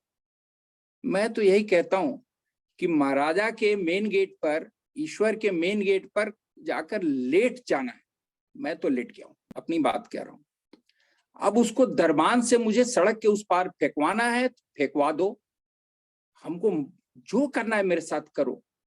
पर जब सुदामा कृष्ण के दरबार में आ गया है, तो अब लौटेगा नहीं, ये तय, ये तय। तुमको जो करना है, तुम महल में रहो, महल में मत निकलो, मेरे सुध मत लो, मुझे छोड़ दो, मुझे बोलो कि बहुत बहुत पापी आदमी है, बेकार आदमी है, टाइम वेस्ट करने आया है, पर मैं जानता हूं तुम एक दिन कभी न कभी दरवाजा खोलकर बाहर आओगे। क्योंकि पूर्णिमा की रात में वो चांद नहीं बुला रहा था, वो तुम बुला रहे थे। सागर की लहरें शाम में वो तुम पुकार रहे थे, तुम दिन रात पुकार रहे हो, मैं तुम्हारी आवाज को, पक्षियों का कलरव सुबह तुम ही पुकार रहे थे। कहां से पक्षियों में इतनी सुरीली आवाज आई, कहां से आई, कहां से झरने में ये मधुर संगीत आया? सब वहीं से आया है। तुम ही नहीं कौन खाने गो, बोलो मोरे बोलो मोरे। तुम कहां नहीं हो मुझे बता दो तो। एक घटना याद आ गई। बाबा जब पनिशमेंट देते थे तो पिटाई का कार्यक्रम चलता था, छड़ी से संस्कार क्षय होते थे, न जाने अब वो तो धर्म समीक्षा वही करते थे। मैं इस पर टिप्पणी देने में सक्षम नहीं हूं, मैं अयोग्य पात्र हूं उसके लिए। फिर भी घटनाक्रम कुछ यूं है कि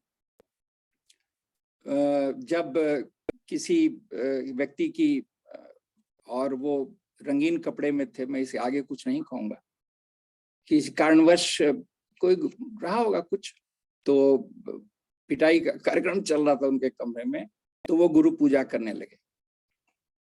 तब द्रव्यम जगत गुरु, तो थोड़ी देर तक तो चला। उसके बाद बाबा ठहर गए, बोले भगाओ इसको बेहुदे को। तो उसके बाद भी वो नहीं छोड़े। उसके बाद वो अंत में तूबे में समर्पय कर रहे हैं, मार भी खाए जा रहे हैं, तूबे में समर्पय। उसके बाद बोले भगाओ इसको बेहुदे को, समझता नहीं बात को, अपनी भूल का एहसास नहीं करता होता है इसको। उसके बाद बोलते हैं कि कहाँ हमको भगाओगे, कोई ऐसी जगह बता दो जहां तुम नहीं हो, वहीं फेंक दो। दुनिया के भीतर और दुनिया के बाहर तुम दोनों तरफ हो, तो हमको कहाँ था। उसके बाद बाबा ने फिर उसको बैठा लिया, आओ बैठो, तुम बहुत समझदार हो गए हो, आइंदा ऐसी गलती मत करना। तो यही है, ईश्वर जो है परम पिता, हम उसे कहते हैं परम पिता। वो लौकिक पिता के ऊपर कहीं है, सबके ऊपर है, सबका पिता है। तो पिता अपने बच्चे को क्या करेगा, कुछ नहीं कर सकता है। उसके पास उसकी ये विवशता है कि वो अपने बेटे बेटियों को प्यार ही तो कर सकता है। हम सभी माँ बाप हैं, यहाँ बैठे हुए भाई बहन हैं, हम सभी जानते हैं कि हम कितनी भी नाराजगी हो जाए हमें बच्चों से, हम उनका बुरा नहीं सोच सकते। कोई भी माता पिता या बड़ा भाई बड़ी बहन, छोटे भाई बहन का या बच्चों का बुरा तो सपने में भी नहीं सोच सकता। तो जब हम नहीं सोच सकते हैं, हम क्षुद्र प्राणी हैं, तमाम पूर्वाग्रह है हम में, वो ईश्वर कैसे सोचेगा जो परम पिता है, जगत पिता है, विश्व पिता है? बिल्कुल नहीं सोचेगा। वो तो चौलार पौथे ढेले चलो, शुभ्र शुभो कामोना। वो स्वयं कहते हैं कि मेरे रास्ते तुम शुभ कामना भेज रहे हो। शुभ कामना तो दे ही रहे हो, वो शुभ कामना भी कैसी है? शुभ्र है, इफल्जेंट है, सूरज की रोशनी की तरह हवा। मैं गुजारिश करूंगा, बीच में ये जो ध्वनि प्रदूषण हो रहा है उस पर नियंत्रण करें, क्योंकि उससे थोड़ा मेरी विषय से मैं विषयांतरण मेरा हो ही रहा है इसके कारण। खैर, आगे बढ़ते हैं। और इसीलिए वो कहते हैं कि इन सब से बाहर निकलना पड़ेगा। अगर आगे राजपथ पर, स्पिरिचुअल हाईवे पर चलना है सही ढंग से, तो 2-3 चीजें समझ लेना बहुत जरूरी है हम सभी के लिए, जैसा कि प्रभात संगीत में कहा गया है। एक तो ये कि स्वर्ण रथ पर सारथी कौन है? स्वयं ईश्वर बैठा है। स्वयं जैसे अर्जुन का रथ भगवान कृष्ण ने चलाया, तो स्वर्ण रथ जब राजपथ पर से गुजरता है तो वो किसी को साथ छोड़ नहीं सकता है। वो गिरे पड़े, घायल, जख्मी सब लोगों को उठाएगा। वो एम्बुलेंस भी है, वो सब कुछ है, सबको उठाएगा। तो स्वर्ण रथ पर स्वयं सारथी बैठा है, ईश्वर। और सारथी कहाँ बैठता है? वो एक गीत में बोलते हैं, तुम अग्रगामी हो। तो बिल्कुल स्पष्ट बात है, ड्राइवर जो है वो हवाई जहाज का हो, ट्रेन का हो, कार का हो, बैलगाड़ी का हो, रिक्शा का हो, वो हमेशा आगे ही बैठता। ड्राइवर पीछे बैठ के नहीं चलाता और यात्री आगे नहीं बैठता। तो इसीलिए जो सारथी है वो हमेशा रथ में आगे ही बैठेगा। आगे बढ़ने का बहुत गंभीर मतलब है। मतलब ये है कि उसको रास्ते का पता है, उसको मंजिल का पता है, ड्राइवर को कहाँ ले जाना है, उसको ये भी पता है कि इस हाईवे पर क्या कहाँ स्पीड ब्रेकर है, कहाँ पे टोल आएगा, कहाँ पे कुछ भोजन भी मिलेगा। तो इसलिए सारथी के भरोसे ही स्वर्ण रथ पे बैठ जाना है। सबसे बड़ी सफलता इसी में है मेरे ख्याल से ईश्वर की यात्रा में, कि हम उसके रथ पर किसी तरह सवार हो जाएं। वो भले हो सकता है कि पहले वो बोले कि बहुत भीड़ है, ये ओवर क्राउडेड है, ये ट्रेन, इसमें जगह नहीं है, तुम आओ, वेटिंग लिस्ट में हो, तुम्हारा आरएससी भी नहीं हो सकता है, अब पीएनआर भी जनरेट नहीं करेगी, बहुत लंबा वेटिंग लिस्ट हो गया, लेकिन प्लेटफॉर्म पर खड़े रहेंगे तो कोई ना कोई ट्रेन आएगी, वो रथ फिर आएगा, रथ चलता रहता है। अब देखिए थीम पर वो आगे कहते हैं, से बहुत सीरियस अकोस्टिक डिस्टर्बेंस आ रहा है, कृपया इसको, ये किसी का माइक जो है वो अनम्यूट किया हुआ है, उसे कृपया म्यूट करें, क्योंकि कुछ सुनाई नहीं पड़ रहा है।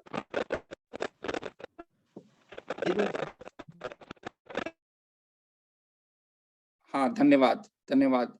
ये कोई किसी का माइक परेशान कर रहा है सबको। अब देखिए इसमें, इस संदर्भ में जो मैंने अभी तक बात कही कि जो वो कहते हैं बार बार कि पीछे का भूल के चलो, उस संदर्भ में पहले एक गीत देख लेते हैं, 3500। कहते हैं, नूतन तुम्हारे बरन करेछि मिलनेर मधुपर्क। मधुपर्क कहते हैं जब गुरु आते थे, परंपरा रही है पुरानी ऋग्वेदों की, तो मधुपर्क पेश किया जाता था जो 5 चीजों का से बनता था, शहद, दूध और भी चीजें होती थी। तो तुम्हें मैंने वर्ण किया है, स्वीकार किया है जीवन के लक्ष्य के रूप में, मिलनेर मधुपर्क।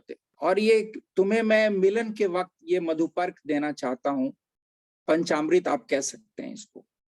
तो ये, और इसमें आगे कहते हैं, जो जिस थीम पर तब से चर्चा हो रही है, पुरातन जहां होक अपनीत, जो गुजर गया, जो पुरातन है, वो सब नष्ट हो जाए। किस तरह नष्ट हो जाए?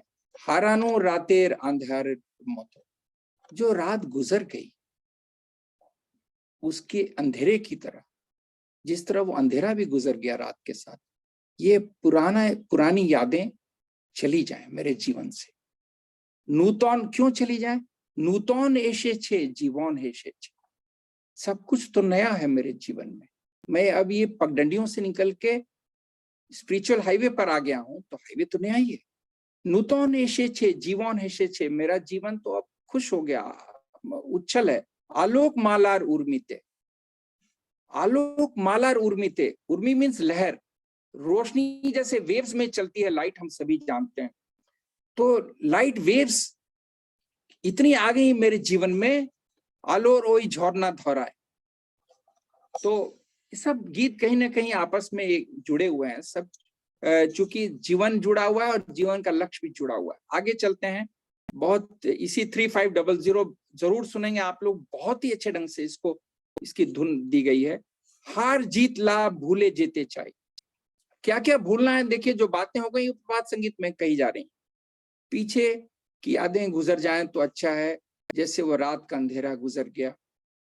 हार जीत ला भूले जीते चाहिए। मैंने जीवन में बहुत से मैंने पराभव देखे हैं, हार खाई है, उसको भी भूल जाना चाहता हूँ, लाभ भी भूलना चाहता हूँ। जो हमने जीत हासिल की, तो वो मेडल ड्राइंग रूम में सजा करके और अपनी अस्मिता का फैलाव करने के लिए मैं नहीं बैठा हूँ। ठीक है, स्वाभिमान के लिए आवश्यक है, लेकिन जब ये मेडल्स, जो जीत के मेडल्स हैं, जीवन में हर किसी के पास हैं, हार के भी मेडल्स हैं, वो छुपा के रखता है किसी छोटी संदूक में, और जीत के मेडल्स को डिस्प्ले पे रखता है ड्राइंग रूम में। तो हार जीत ला भूले जेते चाहिए, नूतन भैलाते जीवन भाषाई। भैलाते मीन्स नाव, नई नाव पर और नई नदी पर मेरा जीवन अब चला जा रहा है। सुमुखेर पौथे, देखिए सुमुखेर पौथे, आगे के रास्ते की ओर मैं चल रहा हूं, नदी के इस किनारे से उस किनारे तक। कोई भी नाविक जो है या कोई भी नाव नदी के इस किनारे से उस किनारे तक ही ले जाती है सामान्य तौर पर। मैं मछुआरों की नाव की बात नहीं कर रहा हूं, वो भी बीच में जाते हैं। सुमुखेर पौथे दृढ़तार साथे, दृढ़तार साथे, ये दृढ़ता बहुत आवश्यक है। देखिए निष्ठा, दृढ़ता ये बहुत आवश्यक है। ऐसा नहीं है कि मैं जिस स्पिरिचुअल हाईवे की बात बार बार कर रहा हूं, ऐसा नहीं कि उस पर सब कुछ स्मूथ है, उस पर भी हादसे हो सकते हैं, लेकिन ये हादसे सारथी के संरक्षण में और निरीक्षण में और सुपरविजन में होंगे। तो उसमें बहुत फर्क पड़ेगा, बहुत फर्क पड़ेगा। जब आप किसी बहुत बड़े डॉक्टर के संरक्षण में इलाज करा रहे हैं तो मौत का डर नहीं रहता है, आप विश्वस्त होते हैं कि आप स्वस्थ हो जाएंगे। तो जब वो सारथी है जो विश्व का पति है, विश्व का पिता है, सब कुछ है, विश्व का रचयिता है, विश्व का नियामक है, शब्दों की आवृत्ति करने से कोई लाभ नहीं है। सुमुखेर पौथे दृढ़तार साथे जूझिया चौले छी दिने राते। देखिए हाईवे पर भी ये कह रहे हैं 3500 में, मैं दिन रात ये जूझ कर संघर्ष करता हुआ आगे बढ़ रहा हूँ। Struggle is the essence of life, जो बाबा ने। तो अध्यात्म के रास्ते पर भी बहुत कठिन संघर्ष है, इस बात को भूल नहीं पाएंगे, कोई भी नहीं भूल पाते हैं। अब देखिए इसमें एक और बात, दृढ़ता के साथ क्या है, प्यार भी होना चाहिए। जो प्यार जो है वो आधारशिला है सारे दर्शन की और सारे भक्ति की। दुनिया से जो आसक्ति है वो भी उसी प्यार का एक विकृत रूप है या स्वरूप है। मैं तो, या विकृत, बहुत लोग इससे सहमत नहीं भी हो सकते हैं, परिवर्तित स्वरूप कहना ज्यादा अच्छा होगा। उसी प्यार का एक परिवर्तित स्वरूप है। जब उसका आप कॉस्ट्यूम चेंज कर देंगे तो वही आसक्ति भक्ति हो जाएगी।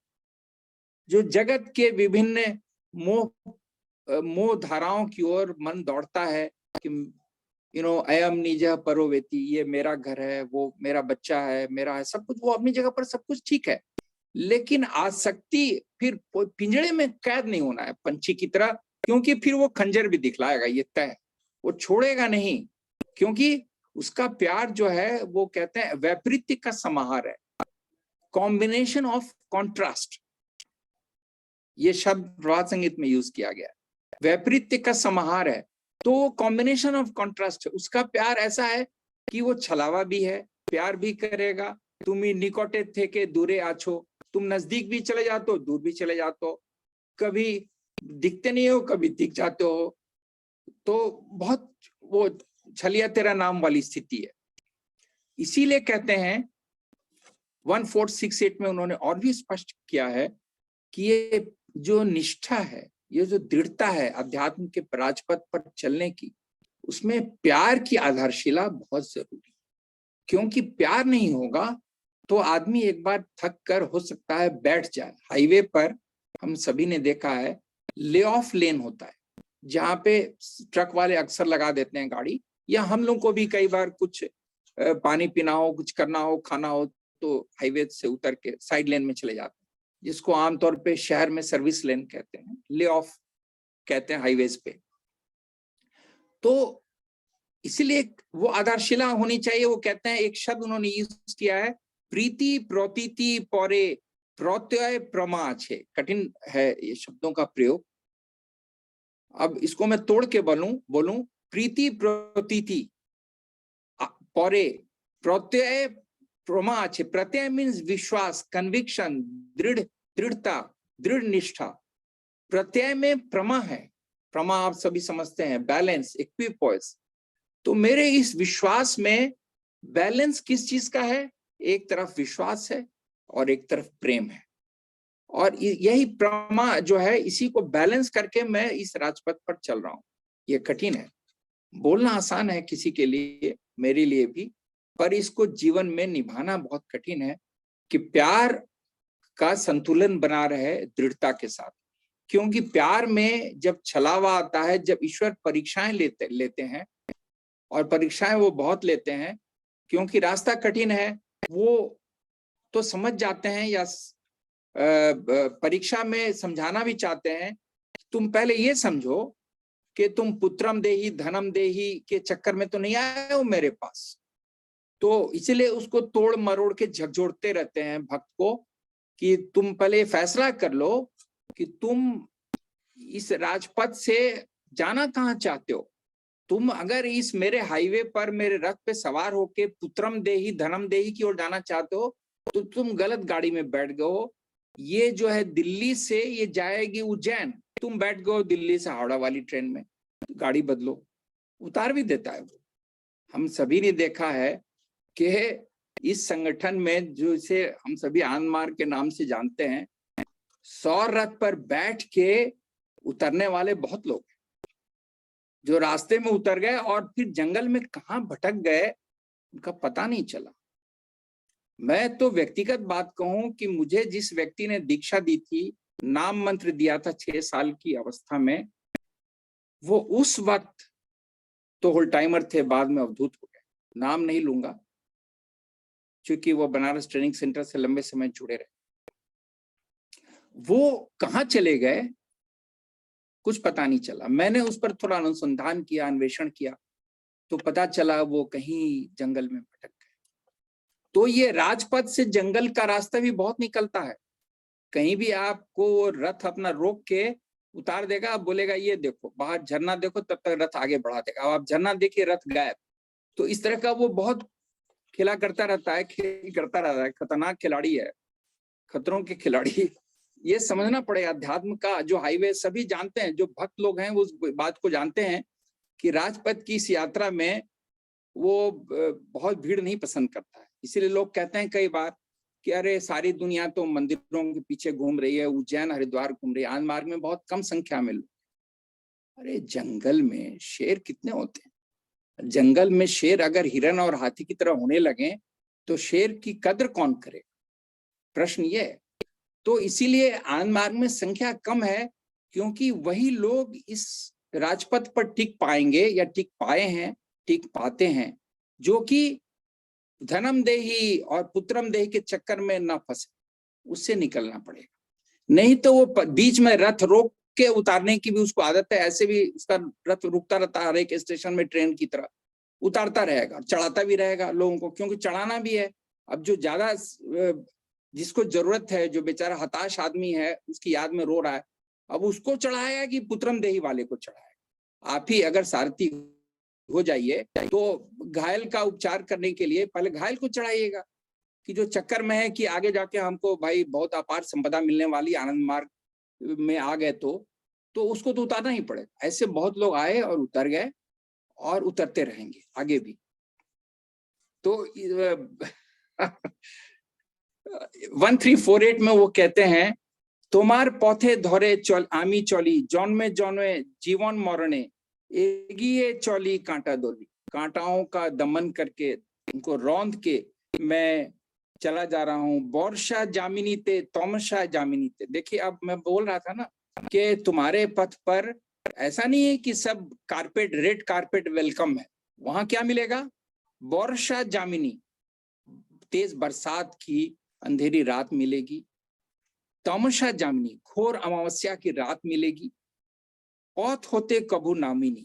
अब यही प्रश्न यही है। देखिए कन्विक्शन विथ लव की जो बात कही गई 1468 में, कि प्रत्यय यानी कन्विक्शन और प्रीति यानी प्रेम। तो प्रीति और प्रेम में और प्रीति और प्रत्यय में प्रमा रहे, बैलेंस रहे बिटवीन लव एंड कन्विक्शन। तो इसके लिए क्या है, जरूरी है कि बरसात की रात के लिए भी तैयार रहें, घोर अंधेरी रात के लिए भी तैयार रहें, और कितना भी कोई धक्का दे उस रथ से उतरना नहीं है, लटके रहना है। नहीं कुछ तो उसका पहिया पकड़ के लटक जाइए, उसका गेट का हैंडल पकड़ के लटक जाइए, क्योंकि वो तरह तरह के काम करता रहता है। अब आगे चलते हैं। अब देखिए इस रथ पे बैठ के, ऐसा नहीं कि सब पिकनिक मनाने रथ पे बैठ गए, जो स्पिरिचुअल हाईवे बैठ गए, उस 100 रथ पे सारथी बैठ गए तो अब मजे कर रहे हैं और पिकनिक मना रहे हैं, वो भी नहीं है। अब देखिए रिस्पॉन्सिबिलिटी भी लीजिए, जाइए तो उत्तरदायित्व लीजिए, ड्यूटी करिए, काम करिए। 690 को देखते हैं। अब ट्रैवल असाइनमेंट हो गया। अब रथ पे चले गए तो सोच रहे हैं कि खाली भजन कीर्तन करके काम निकाल लेंगे, वो भी नहीं चलेगा, काम तो करना पड़ेगा, कोई ना कोई ट्रेड आप में ज्वाइन करना पड़ेगा, क्योंकि वो तो जिम्मेदारी है, सबको दी गई है, भगवान ने दी है, गुरु ने दी है। अब देखिए वो 690 में कहते हैं तुम्हारी जिम्मेदारी दूसरों से ज्यादा है। क्यों ज्यादा है? आलोकेर ओगो पौथिकृत, पौथिकृत मीन्स पाथ फाइंडर, तुम दूसरों के लिए रोशनी का पथ दिखाने चले हो। देखिए ड्यूटी बढ़ रही है, जाते ही रथ में चढ़े तो आपको ड्यूटी लिस्ट पकड़ा दी गई कि ये आपका ट्रेड है, अब आप चलिए, शुरू हो जाइए। कर्मशाला में बोले ना एक गीत में कि तुम ये मेरी यज्ञशाला में तुमने क्या योगदान किया कि आज संकट में मुझे याद कर रहे हो, तुम्हें शर्म नहीं आती है? थोड़ा तो शर्म करो। This is theme of one of the songs. खैर, आलोके रोगो पौथिकृत रौथेर चाका एगिए चल। अब देखिए काऊ के राखो नाको फैले, फिर वो बात कह रहे हैं ठीक है किसी को छोड़ा नहीं जाएगा। तुमी क्यों? तुमी जे शौबारी सुहृद, तुम तो सभी के मित्र हो, बंधु हो, इसीलिए तुम किसी को छोड़ नहीं पाओगे। मैं जो कह रहा हूं ना कि अपने बेटे बेटियों को वो परम पिता छोड़ के कहाँ जाएंगे, छोड़ ही नहीं सकते हैं। जब उन्होंने पैदा किया है तो उन्होंने जिम्मेदारी भी ली है। वो कई गीतों में कहते हैं कि तुम्हारे लिए तुम्हारा क्या प्रयोजन है तुम नहीं जानते हो, मैं जानता हूँ, इसलिए तुम्हारे प्रयोजन के अनुसार मैंने तुम्हारा आयोजन भी किया है। I have made the arrangements according to the task that I have given to you, according to the assignment that has been entrusted to you. तो वो कहते हैं, आगे कहते हैं, अब पौथ तोमार आछे जाना। मैंने जो शुरू में बात कही कि उस रथ में बैठना सबसे अच्छा बुद्धिमानी काम है, क्योंकि वो सारथी है, उस ड्राइवर है, उसको पता है रास्ता कैसे जाता है, किधर से ले जाएगा। तो वो कहते हैं पौथ तोमार आछे जाना, चौलाए कोनो नहीं माना, न तो तुम किसी बाधा को, कोई बाधा तुमको रोक पाएगी, तुम ऐसे सारथी हो, स्वर्ण रथ पे लेके चल रहे हो, इसीलिए तुम्हारे रथ पे मैं बैठ गया हूँ। शोभाई नहीं है एक ये चढ़, शोभाई नहीं है, लेकिन ऐसा नहीं कि रथ रुका तो अकेले चढ़ गए और 2-3 को धक्का देके गिरा भी दिया, वो नहीं चलेगा। शोभाई नहीं है एक ये चलो सबको, क्योंकि सारथी को रिपोर्ट करना जाके आगे, वो रिपोर्टिंग सिस्टम है सब जगह। शोभाई नहीं है एक ये चलो, जागाए संबित। अब देखिए रिस्पॉन्सिबिलिटी बढ़ रही है, टास्क क्या है, टास्क बढ़ता जा रहा है। एक तो ये है कि सबको साथ लेकर के चलो, नो धक्का मुक्की here, no competition here, only cooperation and mutual dependence, mutual help. आगे कहते हैं जागाए संबित, ये भी तुम्हारा काम है। तुम्हारी चेतना जग गई, तुम प्रेम और दृढ़ता के साथ मेरे रथ पर चढ़ गए, मैंने तुमको चढ़ा लिया, रथ रोक लिया, तो अब दूसरों में भी ये चेतना जगाना तुम्हारा काम है। मैं क्या क्या करूं, तुम्हारा काम है, तुम मेरे मिशन के काम में लग जाओ। सोजा पौथे तुम्हारे ही डाक, सीधे रास्ते पे चलना पड़ेगा। ये कई गीतों में उन्होंने कहा है, रिजू पौथे चौली आमी। तो ये कहते हैं इस गीत में, सोजा पौथे तुम्हारे ही डाक, नहीं को कोनो चक्रवाक, पौथेर घाये आघात पे भोलो ना को कारो ही तो, पापेर घाये आघात पे भोलो ना को, पाप के आघात से किसी का ही चिंतन नहीं करना। This is third assignment of 690। तो ये असाइनमेंट जो है, मेरे पास अभी समय है 5-7 मिनट का, एक तो मैं सीधे रास्ते पर तुम चलो। देखिए असाइनमेंट कैसे बन रहा है, इस बात को समझिए। 690 के आधार पर मैं कह रहा हूँ, मैं उनके डिस्कोर्स की बात नहीं कर रहा हूँ, वो एक अलग डोमेन है, वो इंटेलेक्चुअल डोमेन या ये इमोशनल स्पिरिचुअल डोमेन है। वो पहला है कि सबको साथ लेकर चलो, सबाई नहीं है एगिए चलो और आगे चलो। जगाए संबित, ये चेतना जो तुम में जग गई वो सब में जगाओ। और पापेर घाये आघात पे, पाप संकटों के और दुर्नीति का राज जो उन्होंने पहले कहा, वैसी इकोलॉजी में पल के तुम जो आघात संघात प्रतिघात झेल रहे हो, इससे तुम किसी का हित चिंतन मत करो। भोलो ना को कारो हित, किसी का हित मत भूल जाओ, सबका शुभ चिंतन करो। तो ये 690 में देखिए जो ट्रैवल असाइनमेंट मिला, टास्क मिला 690 के आधार पे। पहले उन्होंने कहा you are the vanguard of light, तुम आगे टॉर्च लेकर चल रहे हो, स्पॉटलाइट तुम्हारे पास है, बीकन लाइट तुम हो, तुम ध्रुव तारा हो सबके। तो ये एक जिम्मेदारी, खुद बहुत बड़ी जिम्मेदारी, कि जब आप नेतृत्व कर रहे हैं किसी ग्रुप का, ट्रूप का, तो आपकी बहुत जिम्मेदारी। मैं कॉलेज का प्रोफेसर था, तो मैं हिस्ट्री का प्रोफेसर था, तो हिस्टोरिकल एक्सकर्शंस पे ले जाता था बच्चों को। तो रात में नींद नहीं आती थी, क्योंकि सबका हिसाब लेना पड़ता था, क्या हुआ, बच्चे बीच में कई आपस में उलझ भी जाते थे, तमाम चीजें होती। तो जब आप नेतृत्व की भूमिका में होते हैं, नेता की भूमिका में होते हैं, तो रिस्पॉन्सिबिलिटी वहीं से शुरू हो जाती, पड़ जाती है, सबकी जिम्मेदारी। Your chariot wheels roll over और you are friends of all, किसी से दुश्मनी नहीं। गायक क्षमा गीति, एक गीत में जो उन्होंने कहा है कि किसी ने तुम्हें कष्ट भी दिया तो क्षमा गीत गा करके तुम आगे बढ़ो। रास्ता जाना हुआ है, कोई बाधा नहीं आएगी, उसको क्रश कर दो और सब में चेतना जगाओ, सीधे पथ पर चलो। देखिए, ऐसा सीधा पथ का मतलब समझाना आवश्यक नहीं है, आप सभी बुद्धिमान बुद्धिजीवी लोग हैं यहाँ पर। मतलब साधना पूजा कीजिए, अपनी असाइनमेंट जो है, अपना मिशन का काम करिए। दाव पेंच में उलझने से कोई लाभ नहीं मिलने वाला, क्योंकि दाव पेंच जो है वो बहुत दूर तक आदमी को नहीं ले जा सकता। ईश्वर के पद से वो तो उठा के सड़क से फेंक देगा। मैं तो इसमें बिल्कुल स्पष्ट हूं कि जो टेढ़े मेढ़े रास्ते से, वक्र पथ से चलेंगे, रिजु पथ से नहीं चलेंगे, शब्द दोनों प्रभात संगीत में यूज कर रहा हूं, वो उसको हाईवे से वो उठा के फेंक दे। वो अपना वो रथ पर गलत लोगों को सवार लेके नहीं जाएगा। आलो रोते, पहले मैंने कहा ना, जो रोशनी के पथ के राही हैं वही चलें। और एक और गीत में उन्होंने क्या कहा है, बहुत, एक मोने जे चाई छे शौरन ताके डाकी कंठो, जो पूरी निष्ठा से, एक मन से मेरी शरण में आना चाहते हैं, मैं सिर्फ उन्हीं को पुकार रहा हूं, मैं सिर्फ उन्हीं को पुकार रहा हूं जो एक निष्ठा से मेरी शरण में आना चाहते हैं। इसलिए ऐसा नहीं है कि रथ का रुका सब लोग चढ़ लिए। Screening of candidates will be done before giving you final confirm ticket of सौर रथ।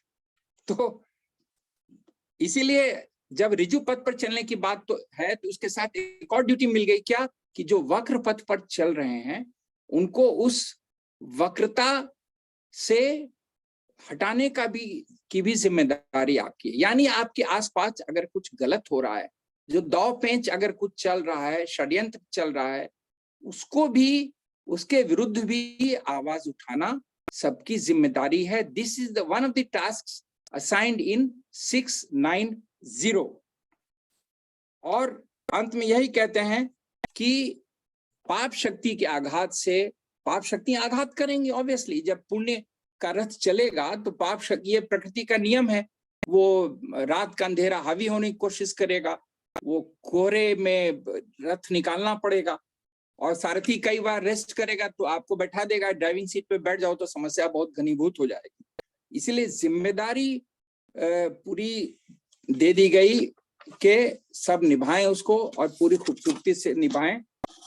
ये कुछ बातें थी जो मैं आज चलने के चरैवेती के संदर्भ में मैं आपके सामने रखना चाह रहा था। मैं इतना जरूर कहूंगा कि चरैवेती पर बाबा का जो डिस्कोर्स है उसको आप लोग जरूर पढ़ लें, और उसमें भी बहुत खूबसूरत बातें उन्होंने कही हैं। कुछ बहुत ही सार संक्षेप में मैंने आपके सामने रखने की क्षुद्र चेष्टा की, और इन्हीं शब्दों के साथ मैं विराम देना चाहूंगा। और अगर कोई प्रश्न, परिप्रश्न है तो स्वागत।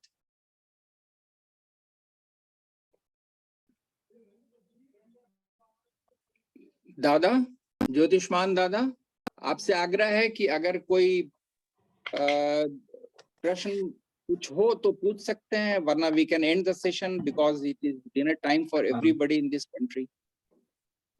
ओके, जैसे कि दादा ने आप लोगों को बताया, आज क्लास में बहुत सारी चीजें बताई गई, तो मैं चाहता हूं कि आप लोग पास, किसी के पास कोई अगर क्वेश्चन हो तो आप प्लीज आप आस्क कर सकते हैं, दादा से पूछ सकते हैं।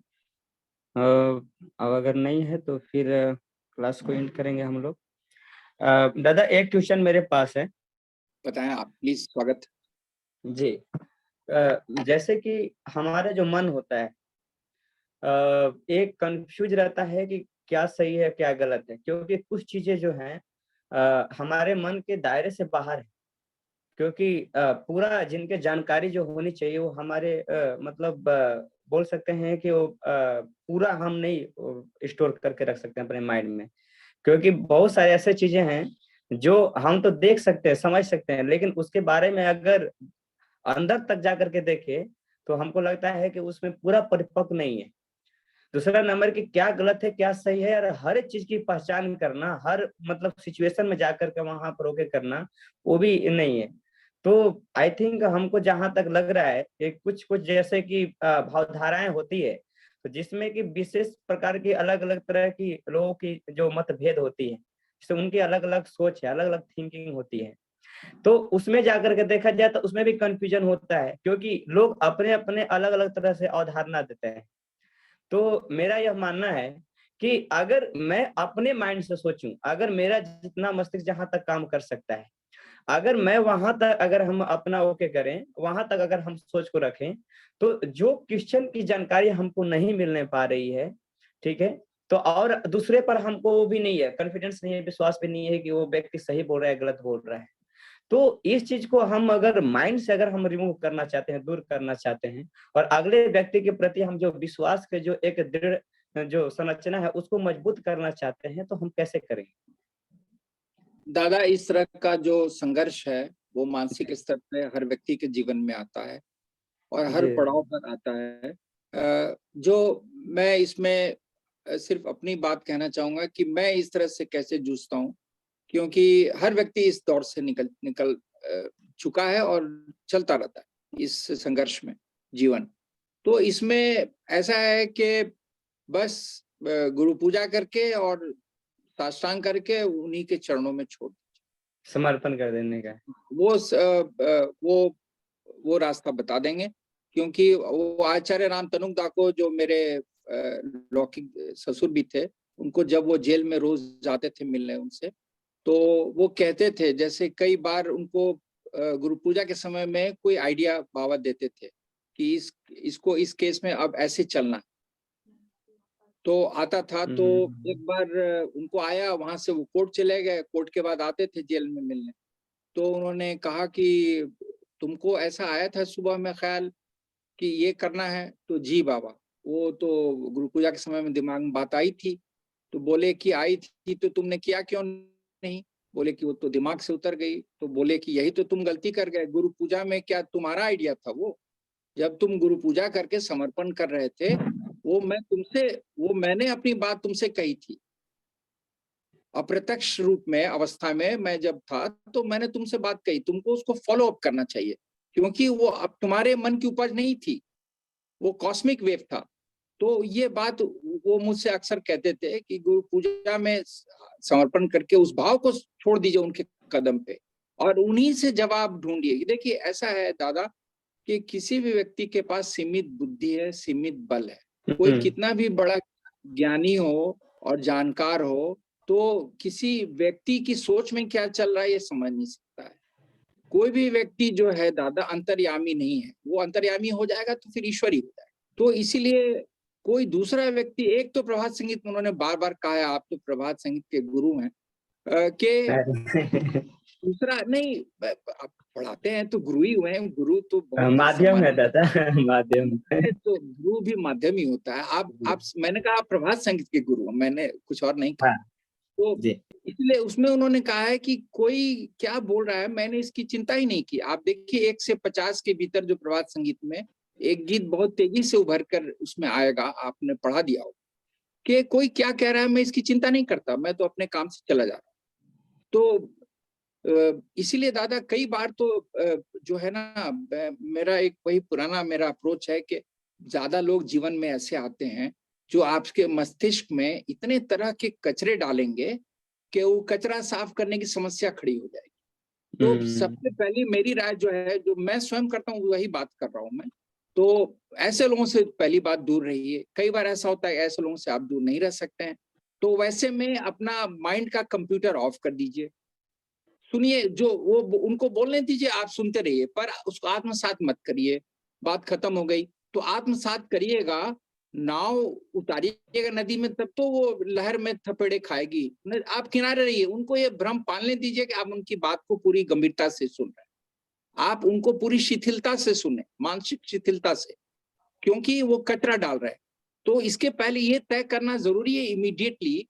इसलिए ना वो बात कही गई कि भाई अच्छे लोगों के साथ ही रहिए, क्योंकि इस पर भी बाबा का एक अलग से प्रवचन है, बुरे लोगों का साथ, अच्छे लोगों का साथ क्या महत्व है, बहुत बारीकी से उसमें उन्होंने इस बात को कहा है। तो इसलिए दादा पहले ऐसे लोगों को अवॉइड कीजिए, अवॉइड करना संभव नहीं है तो उनकी बात सुन लीजिए, डोंट रिएक्ट, प्रतिक्रिया मत दीजिए, और फिर आके अगर आप स्वयं अपनी बुद्धि से निर्णय कर सकते हैं, निष्कर्ष ले सकते हैं तो ले लीजिए, अगर नहीं आता है तो चुपचाप उनके शाही दरबार में अपना पुर्जा छोड़ दीजिए। मैं तो बहुत स्पष्ट बोल रहा हूं कि वो दुनिया का मालिक है, और आनंद मार्गी के साथ तो वो हर पल खड़े हैं, कभी भी नहीं छोड़ेंगे, कभी नहीं छोड़ते हैं, हर पल वो साथ चल रहे हैं। इसको जिस दिन हम सभी एहसास कर लेंगे तो वो भी मुखर हो जाता। देखिए प्यार जो है दादा दो तरफा, एक तरफा नहीं होता है। जब हमारा प्यार मुखर होगा तभी वो भी मुखरित होते हैं, वरना तो ईश्वर मौन का आदि है ना दादा, सृष्टि चलाकर हर चीज में पीछे छुप गया है, चुप बैठा हुआ है, बोलता नहीं है ना। निर्वाक अविश्रांतो जो एक गीत में लिखा है, तुम्हारे चाहिए एकांते हे अनंतो, हे अनंत, इसी में ये शब्द उन्होंने किया है कि तुम हर आदमी के पथ पर साथ चलते हो, निर्वाक बिना वाणी के, अविश्रांत हो बिना थके हुए। तो वो साथ में सुन रहा है, सब बात समझ रहा है, उसके फिर वही रास्ता बताए। अगर वो रास्ता तुरंत हो सकता है तुरंत ना मिले तो उसको शाम में भी चढ़ा दीजिए, दोपहर में जब पूजा करिए छोड़, अंत में आपको रास्ता निकले, और तब तक आपको दिमाग में ही उसका समाधान कोई वो दे देंगे बाबा कि इस ढंग से चलो। और मेन बात है दादा कि आप आंदोलित ना हो, विलोड़ित ना हो, उद्वेलित ना हो, बस स्थिर एकदम पानी की तरह चुपचाप स्थिर पड़े रहें। होता है देखिए, समस्या वहीं से शुरू हो जाती है ना दादा, कि एक तो बोलने वाले की गलती है, उसको इस तरह की साधक को रिजु पथ छोड़ के वक्र पथ पर जाके और वक्रता की बात नहीं करनी चाहिए। अगर वो कर रहे हैं वो उनकी समस्या है। जो आचार्य राम तनुदा को वो कहते थे हमारे आचार्य जी को, बाबा जेल में बराबर, कि देखो जी आदमी जो है वो उसमें बुराई भी है अच्छाई भी है, बुराई को टैकल करना उसकी समस्या है, उसको टैकल करने दो, फिलहाल तुम मिशन के काम के लिए उसकी अच्छाई को लेकर आगे। और उन्होंने कहा, एक डिस्कोर्स में भी कहा है कि दुनिया में बड़ा से बड़ा गुनहगार भी, अपराध कर्मी भी अच्छे गुण रखता है। तो इसीलिए उसकी अच्छाई के सहारे, कितना भी बुरा व्यक्ति होगा, आनंद मार्ग में तो उतना बुरा व्यक्ति मिलेगा नहीं, तो उसमें 4 अच्छाई होगी, उसी के सहारे आगे बढ़िए, उसी को रीइंफोर्स करिए, उसकी उस खुशबू को और फैलाइए, क्योंकि वो गोबर या कुछ और विष्टा की दुर्गंध को फैला रहा है तो उस जगह को छोड़ना पड़ेगा, और कोई उपाय नहीं। कितना आप अगरबत्ती घर में जलाइएगा बाहर की दुर्गंध को रोकने के लिए, वो संभव नहीं है। वो तो आएगा ही, सही बात। हाँ, इसीलिए खिड़की बंद कीजिए और अपनी खुशबू में रमे रहिए। देखिए दादा, हाँ, वो रजनीगंधा की खुशबू घर में फैलाते रहते हैं। आप जहाँ अच्छे से कीर्तन कीजिएगा, घर में रजनीगंधा की खुशबू फैल जाएगी, जो हम लोग इधर कहना नहीं चाहिए इस खुले मंच से। हम और दीदी इस बार कई बार मैंने ये बात श्रद्धेय उदान दादा को भी कही कि अचानक लगता है कि हम लोग के पूजा घर में पूरा एकदम भीगी रजनीगंधा फैल गई। तो वो बोले ऐसे ही कि वो बुढ़ऊ आ गए उनकी शब्दावली को मैं उद्धृत कर रहा हूँ, मैंने आ गए स्वयं। तो ये उनका स्नेह है, अपार स्नेह है। ये देखिए हम लोग तो क्षुद्र हैं, पात्र हैं, उनका अपार स्नेह है। प्यार से जितना खींचिएगा, वो प्यार के ही की भाषा समझते हैं, वो ज्ञान और इस सब से कुछ नहीं काम आएगा। प्यार से खींचिएगा, वो खींचे चले आए। वही एक ताकत है जो उनको खींच सकती है, बुला सकती है, मजबूर कर सकती है, और कोई ताकत नहीं है प्यार। और ये सारा कुछ प्रभात संगीत जो है दादा, आप तो अनुभवी हैं, प्रभात संगीत में जज्ब हो चुके हैं। ये प्यार की ही कहानी, जिंदगी और कुछ भी नहीं, तेरी मेरी कहानी है। एक प्यार का नगमा, मौजों की रवानी, एक प्यार का नगमा। बहुत सुंदर है बहुत बहुत क्लियर, स्पष्ट है, बहुत सुंदर। एक्चुअली कुछ लोगों का ओके, रत्मुक्तानंद दादाजी, अच्छा क्या लिखना चाहते हैं? Please send all piece. Okay दादा, आई थिंक आपको मैसेज में सेंड कर दिया गया है। हाँ, वो आप उसको नोट कर लीजिएगा। अगर कोई क्वेश्चन हो तो आप पूछ सकते हैं। गीतों के रेफरेंस वो और चाहते किन्हीं के हैं पास ना? कोई क्वेश्चन है? दादाजी हाँ। मैं एक पोएम सुनाना चाहती हूँ बाबा ओ की। अच्छा, जी प्लीज। माइक अनम्यूट कर लीजिए। अरे वीडियो अनम्यूट कर लीजिए जी और माइक ओके। वीडियो अनम्यूट परम कीजिए पिता अपना। बाबा, परम पिता जी। बाबा की जय। नमस्कार। पावन जी। आगमन पे मेरे जीवन की नहीं, जन्मों के अनमोल रतन हो तुम। हर पल मेरे साथ रहते, क्यों हो जाते कभी कभी गुम। रूप अलौकिक धवल, सफेद जैसी काया, रंग बदल लेते हो जब, न जाने करते कौन सी माया। वक्त से परे अटल अगोचर, विचरते नवचर बाबा, उस हृदय में बसते हो जो न करते झूठा कोई दिखावा। कोमल बनते कभी कठोर, भाए तुम्हारी अदायगी, कितने सच्चे सीधे लगते, सुंदर सुलभ शीतल सादगी। ना सोचा ना समझा, फिर भी तुझ पे वारी जाऊं, हे प्रिय मैं तेरे प्रेम में पगली बावरी कहलाऊं।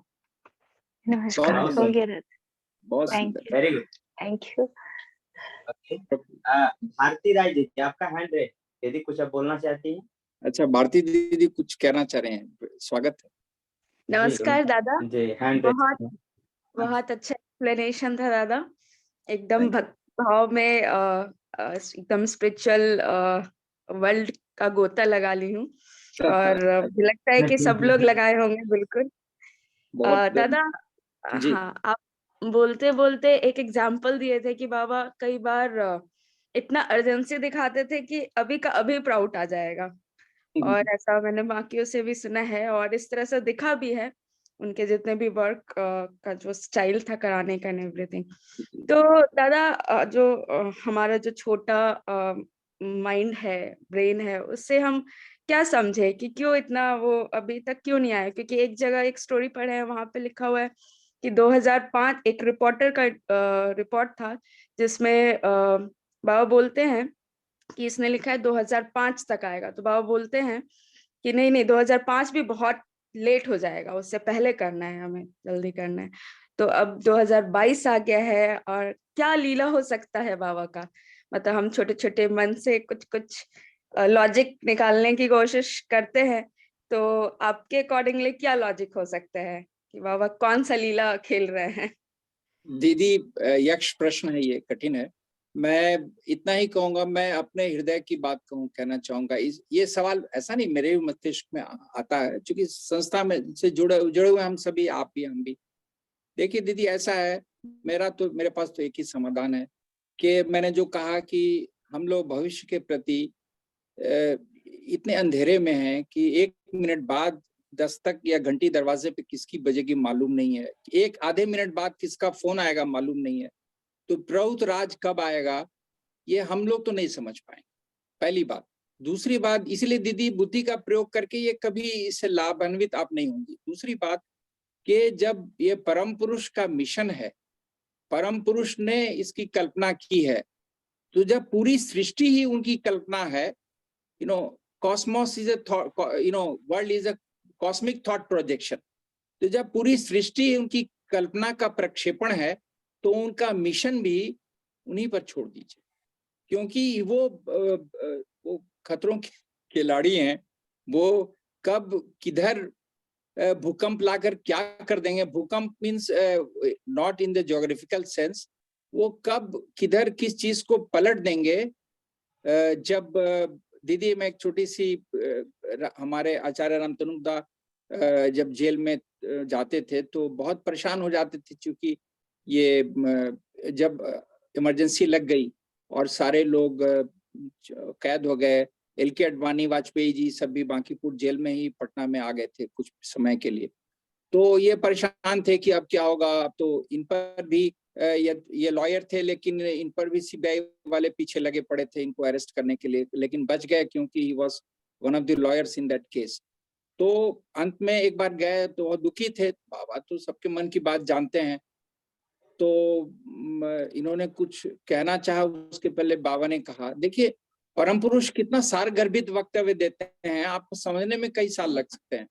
तो उन्होंने सिर्फ इतना ही कहा, वो लेटे लेटे ऐसे हाथ करके, रामतनु टेबल्स विल टर्न। अब देखिए उन्होंने टेबल्स विल टर्न, और उसके बाद क्या हुआ, इमरजेंसी हटी, चुनाव हुआ, मिसेस गांधी हार गई, और सब सारा पूरा परिदृश्य बदल गया, बाबा भी बाहर आ गए। तो ये tables will turn, when will the tables turn दीदी, ये परम पुरुष पर ही छोड़ दीजिए। मैं तो कहूंगा आप तो बहुत मेधावी हैं और सरकार के कार्यों से जुड़ी पड़ी हैं, और मैं आपका बहुत सम्मान करता हूं। मैं इतना ही कहूंगा कि जब ऐसी व्याकुलता है, जो व्याकुलता कई प्रोटिस्ट के दिमाग में है, मैं भी उसी राह का पथिक हूँ, लेकिन मैं मूलतः भक्त हूँ, प्रोटिस्ट होने का दावा नहीं करता। तो दीदी मैं तो कहूंगा कि आप भक्त हैं, समर्पण करके छोड़ दीजिए, और प्रभात संगीत पूजा और अपने सरकारी दायित्व को अच्छे से निभाइए। जो असाइनमेंट आपका 2 तरह का है दीदी, एक गवर्नमेंट असाइनमेंट जो आप खूबसूरती से निभा रही हैं, दूसरा स्पिरिचुअल असाइनमेंट, तो वो भी आप खूबसूरती, बस उसी में लगे रहिए, बाकी उन पे छोड़ दीजिए दीदी। इस पर कोई नहीं आपको बता पाएगा। जितने भविष्यवाणियां आपने सुनी है, मैंने भी उसकी सुनी है, पढ़ी है, और बहुत कुछ सुना है, पर उस पर मैं टिप्पणी देना नहीं चाहूंगा। लेकिन एक चीज मैं जरूर, मेरी ये दृढ़ता है मेरे विश्वास में, कि जो उनका सपना है, वो प्रकृति का दायित्व है उसको पूरा करना। It is the duty of nature to complete and translate into reality the dream of Param Purush who has created nature. That's my submission, Didi.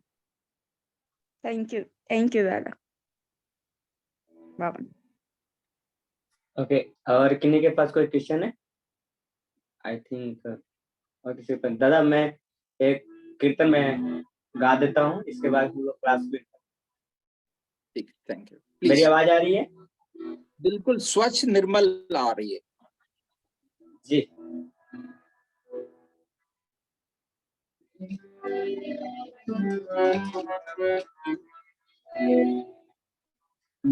Baba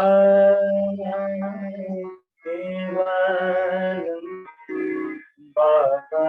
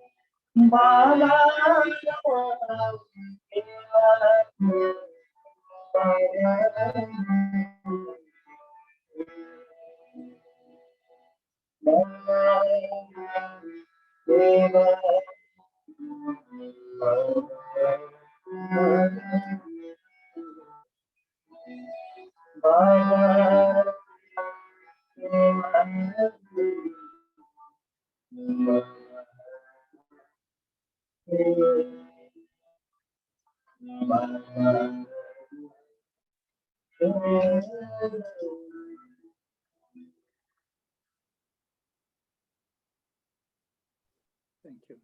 thank you so much दादा जी। नहीं, And थैंक्स सभी को Thanks to everybody for giving me such a patient Yes. hearing. Thank you, Yes. Dada. Thank you.